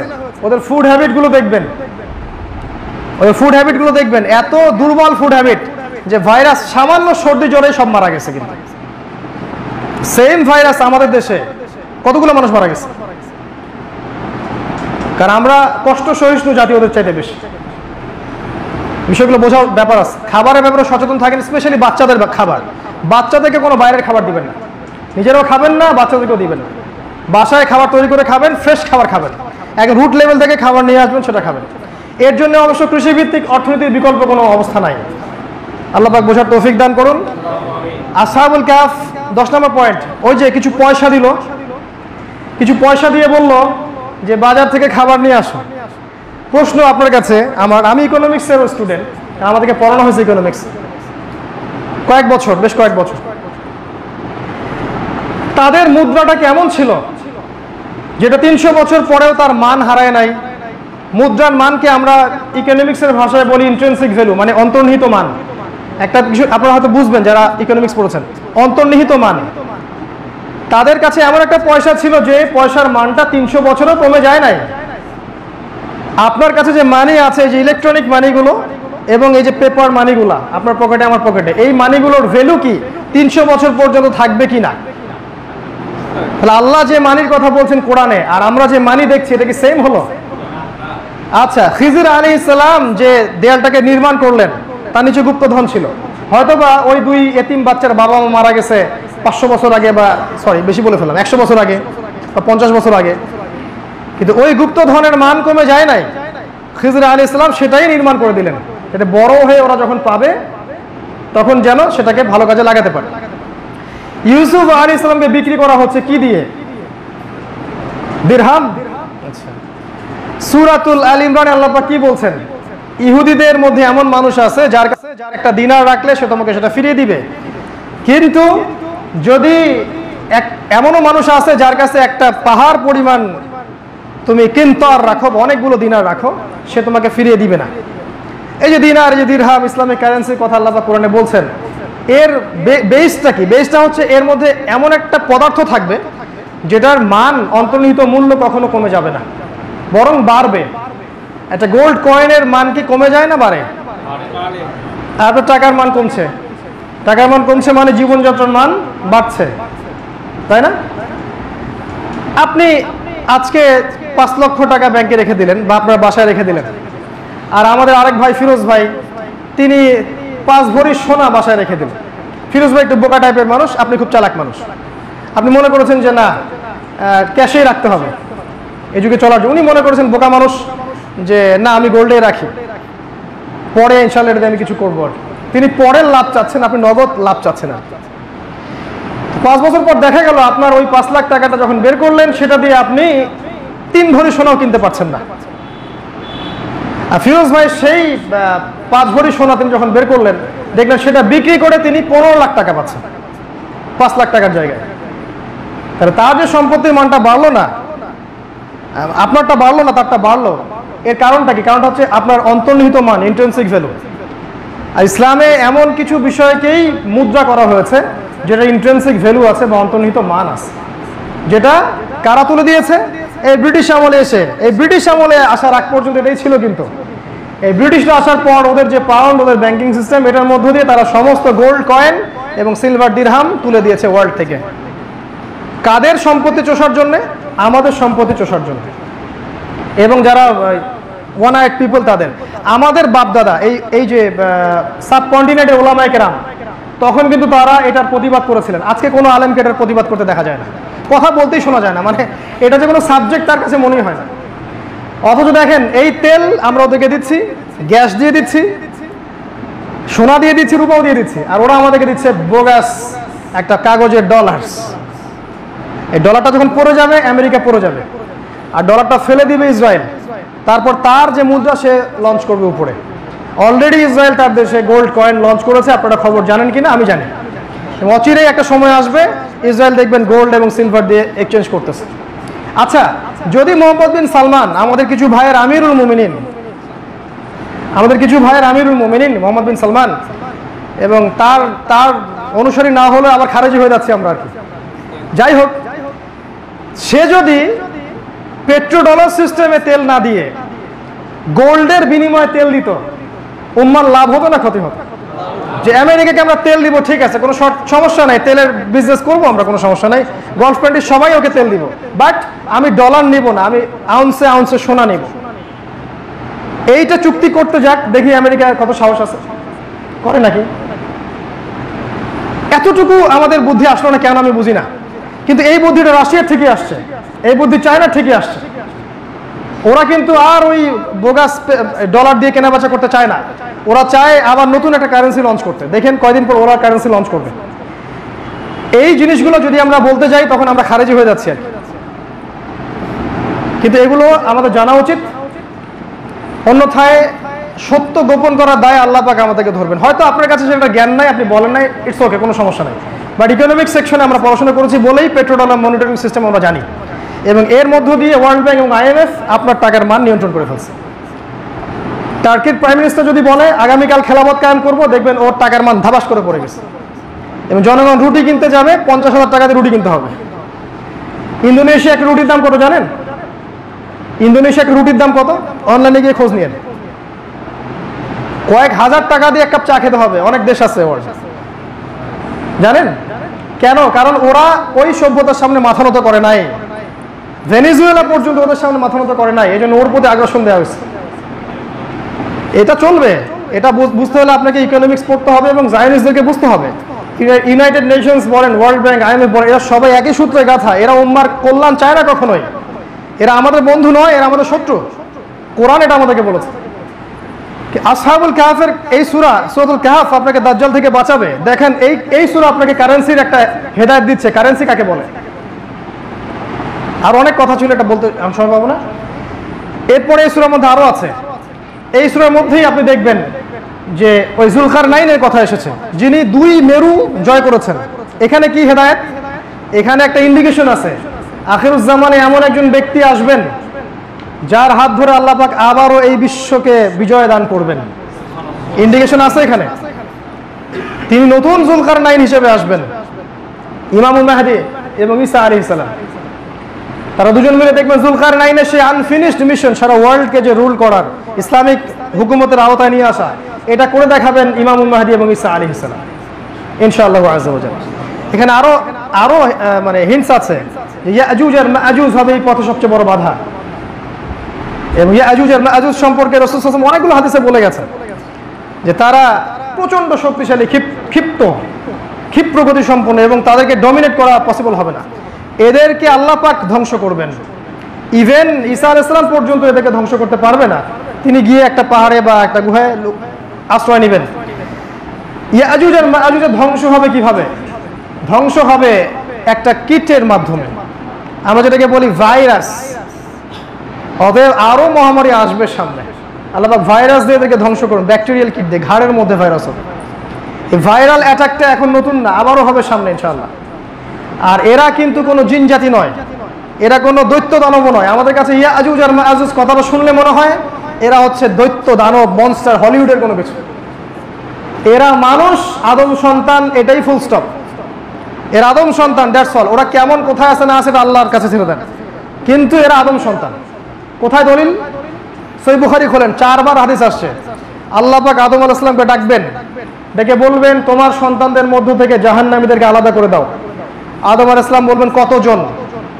আল্লাহ পাক বলবেন 1999 জনকে জাহান্নামের জন্য আলাদা করে দাও।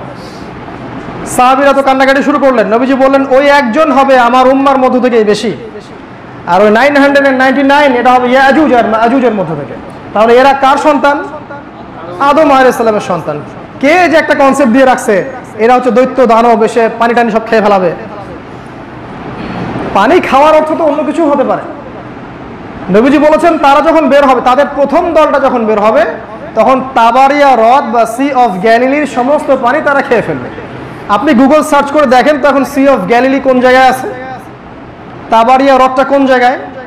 খেয়াল করে দেখবেন ইসরায়েলের পাশেই তাবারিয়া হ্রদ চলে গেছে, আর তাবারিয়া হ্রদের পানি এখন সবচেয়ে নিম্ন জায়গায় আছে। হিস্ট্রিতে প্রথমবার তাবারিয়া হ্রদের পানি একদম তলায় চলে আসছে। দ্বিতীয় দল যখন সেখান থেকে পাস করবে, তখন তারা বলবে কোনো এক সময় এখানে পানি ছিল। তো এই কথাগুলো কিন্তু সূরা কাহফ ইন্ডিকেট করে দিবে। সূরা কাহফ বলছে যে একটা প্রাচীর নির্মাণ করা হয়েছে, এই প্রাচীর তারা ভেদও করতে পারে নাই, এরা অতিক্রমও করতে পারে নাই। আচ্ছা, একটা লৌহ প্রাচীর জিন পাস করতে পারে না, অতিক্রম করতে পারে না? আর যদি অনেক বড় মনস্টার হয় তাহলে তো সে প্রাচীর ভেঙে ফেলতে পারে। তারা জিন নয়, তারা মনস্টার নয়, তারা আদম সন্তান। একটা হাদিস আমি পড়েছি, এটাও বলি, একদিন রাসূল সাল্লাল্লাহু আলাইহি ওয়াসাল্লাম ঘুম থেকে খুব ভয় পেয়ে উঠলেন। তার কোনো একজন স্ত্রী কোলে ঘুমিয়েছিলেন, হাদিসটা আপনারা অনেকে জানেন। উঠে তিনি বললেন আরবদের জন্য ধ্বংস, আরবদের জন্য ধ্বংস। তার স্ত্রী বললেন আমাদের আনুহলিক ওয়া ফিনা সালিহিন, আমাদের মধ্যে ভালো মানুষ থাকার পরেও কি আমরা ধ্বংস হয়ে যাব কিনা? আল্লাহ রাসূল বলেন হ্যাঁ, যখন তোমাদের মধ্যে অশ্লীলতা ছড়িয়ে পড়বে। তিনি আঙ্গুল দিয়ে দেখালেন আজকে, নিশ্চয়ই আজকে ইয়াজুজ আর মাজুজের দেয়াল এতটুকু ফুটো হয়ে গেছে। ফুটো হয়ে গেছে হাদিসটা নবীজি বলে গেছেন তার জীবদ্দশাতেই। আর আমরা হলিউডের মনস্টারের অপেক্ষায় বসে আছি। আমি বলি নাই যে কোন সভ্যতাই ইয়াজুজ মাজুজ, এটা কিন্তু আমি বলি নাই। আমি হায়েস্ট একটা কথা বলেছি যে ইয়াজুজ আর মাজুজের ফাংশন হচ্ছে তারা সারা বিশ্বে ফাসাদ সৃষ্টি করে বেড়াবে। ইন্না ইয়াজুজা ওয়া মাজুজা মুফসিদুনা ফিল আরদ। আমি বলেছি এখন যারা সারা বিশ্বে ফাসাদ সৃষ্টি করে বেড়াচ্ছে, এদের রক্তের মধ্যে ইয়াজুজ আর মাজুজের ডিএনএ আছে। আমি এত ঠিক আছে, ফেয়ার। স্বভাব খাসলত থাকতে পারে না, স্বভাব চরিত্র। আমরা যারা এখন সারা ওয়ার্ল্ডে শিরিক ছড়িয়ে বেড়াচ্ছি, এদের মধ্যে ইবলিসের খাসলত নাই? যারা মুসলিম হওয়ার পরেও মুসলিম কান্ট্রিগুলোতে ইসলামের বিরোধিতা করছে, এদের মধ্যে মুনাফিকের খাসলত নাই? আব্দুল্লাহ বিন উবাইয়ের ডিএনএ আছে না? এতটুকুই বলেছে, বিতর্কিত করবেন না। আসুক, সে কবে আসবে সেটা আমার দেখার বিষয় না, কিন্তু বিষয়টা হচ্ছে যে এটা হবে শেষ জামানার একটা ভয়ঙ্কর ফিতনা, যেটা থেকে বাঁচার জন্য ঈসা আলাইহিস সালাম পর্যন্ত লুকাবেন পাহাড়ের গুহায়। আল্লাহ পাক এগুলো সূরা কাহফে বলেছেন। আরো বলেছেন শুরুতে বলেছি একবার, জ্ঞানতাত্ত্বিক একটা কথা বলেছেন, জ্ঞান অর্জন করতে হবে ইন্টারনাল এবং এক্সটার্নাল। খিজির আলাইহিস সালামের মতো দুই বন্ধুর কথা বলেছেন আল্লাহ পাক এই সূরার মধ্যে। এক বন্ধু প্রচন্ড ধনী, এক বন্ধু প্রচন্ড গরিব। ধনী বন্ধু গরিব বন্ধুকে বলছে যে আমার বিশ্বাস হয় না যে আমার এই ক্ষেত খামার কখনো ধ্বংস হবে। আর গরিব বন্ধু বলছে তুমি কি আল্লাহর সাথে শিরিক করলে? যে আল্লাহ তোমাকে সৃষ্টি করেছেন কেন বললেন না মাশাআল্লাহ লা কুওয়াতা ইল্লা বিল্লাহ? এখান থেকে শিক্ষা কি জানেন? শেষ জামানায় আল্লাহ পাক কিন্তু পরে ওইটাকে ধ্বংস করেছেন, ওই বন্ধুটাকে। শিক্ষাটা হচ্ছে শেষ জামানায় এমন একটা পরিবেশ তৈরি হবে সারা বিশ্ব জুড়ে, যে পরিবেশটা হবে বস্তুবাদী। সবাই দুনিয়া কেন্দ্রিক সাফল্যের দিকে ছুটবে আর মনে করবে এটা চিরস্থায়ী, আমার এই টাকা, আমার স্ট্যাটাস, বাড়ি গাড়ি, সম্পদ কখনো ধ্বংস হবে না। এবং গরিবদের প্রতি চরমভাবে নির্যাতন নিপীড়ন করা হবে, যেটা এখন হচ্ছে, গরিবের রক্তচোষা হচ্ছে। এই সূরাই বলেছে ওই জলদস্যু নৌকা সিজ করেছে। শেষ জামানায় যাদের যত বেশি সম্পদ আছে এরা আরো বেশি গরিবদের সম্পদ লুট করবে। এই সূরাই বলেছে যে একটা শিশুকে হত্যা করা হয়েছে, ওই শিশু বড় হলে অনেক বড় কাফের হতো। এই সূরা ইন্ডিকেট করছে শেষ জামানায় এমন একটা প্রজন্ম তৈরি হবে যে প্রজন্মটা হবে নাস্তিক, আল্লাহ বিরোধী, আল্লাহ দ্রোহী, এবং এরা ওদের পিতা মাতাদেরকে পর্যন্ত নাস্তিক বানাবে। এই সূরায় অনেক কিছু আছে যেটা এক লেকচারে বলা সম্ভব না, এতটুকু বলবো। এই সূরার A to Z যদি আপনি স্টাডি করেন, আপনি অনেকগুলো পয়েন্টস পাবেন। এই পয়েন্টসগুলোকে এক জায়গায় যদি আপনি আনতে পারেন এবং সেগুলোকে যদি আমরা বাস্তবে আমল করে দেখাতে পারি, অনলি দেন, শুধুমাত্র তখনই এই সূরা আপনাকে দাজ্জাল থেকে বাঁচাবে, দাজ্জালের ফিতনা থেকে বাঁচাবে। আর সবচেয়ে বড় কাজ কোনটা দাজ্জালের ফিতনা থেকে বাঁচার জন্য? আসহাবুল কাহফের মতো ঈমান, তাওহীদ, দাওয়াত, হিজরত এবং এমন জায়গায় গিয়ে থাকা যেখানে দাজ্জাল আসতে পারবে না।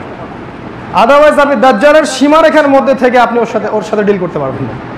আল্লাহ পাক আমাদের সবাইকে সূরাতুল কাহফ গভীরভাবে উপলব্ধি করার বোঝার তৌফিক দান করুন। এই সূরার শিক্ষাগুলোকে আমাদের জীবনে বাস্তবায়ন করার তৌফিক দান করুন। কোরআনকে আরো বুঝে পড়ার তৌফিক দান করুন। আমাদেরকে আল্লাহ পাক হৃদয়ের চোখ খুলে দিন, বাইরের চোখ খুলে দিন। আল্লাহ পাক আমাদের মধ্যে একটা ঐক্য দান করুন।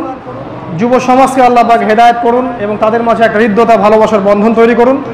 আল্লাহ পাক আমাদেরকে সুন্নাহ মানিতে ফিরে যাওয়ার তৌফিক দান করুন। ফ্রেশ খাবার খাওয়ার তৌফিক দান করুন। আল্লাহ পাক আমাদেরকে তার দিনের জন্য আমাদের জানমাল ব্যয় করে দাওয়াতি কাজে অংশ নেওয়ার তৌফিক দান করুন।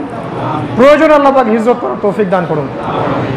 আল্লাহ রাব্বুল আলামিন আগামী দিনগুলোতে ইসলাম যখন বিজয়ী হবে আমাদেরকে আল্লাহ পাক সেই বিজয় দেখে যাওয়ার তৌফিক এনায়েত করুন। আল্লাহুম্মা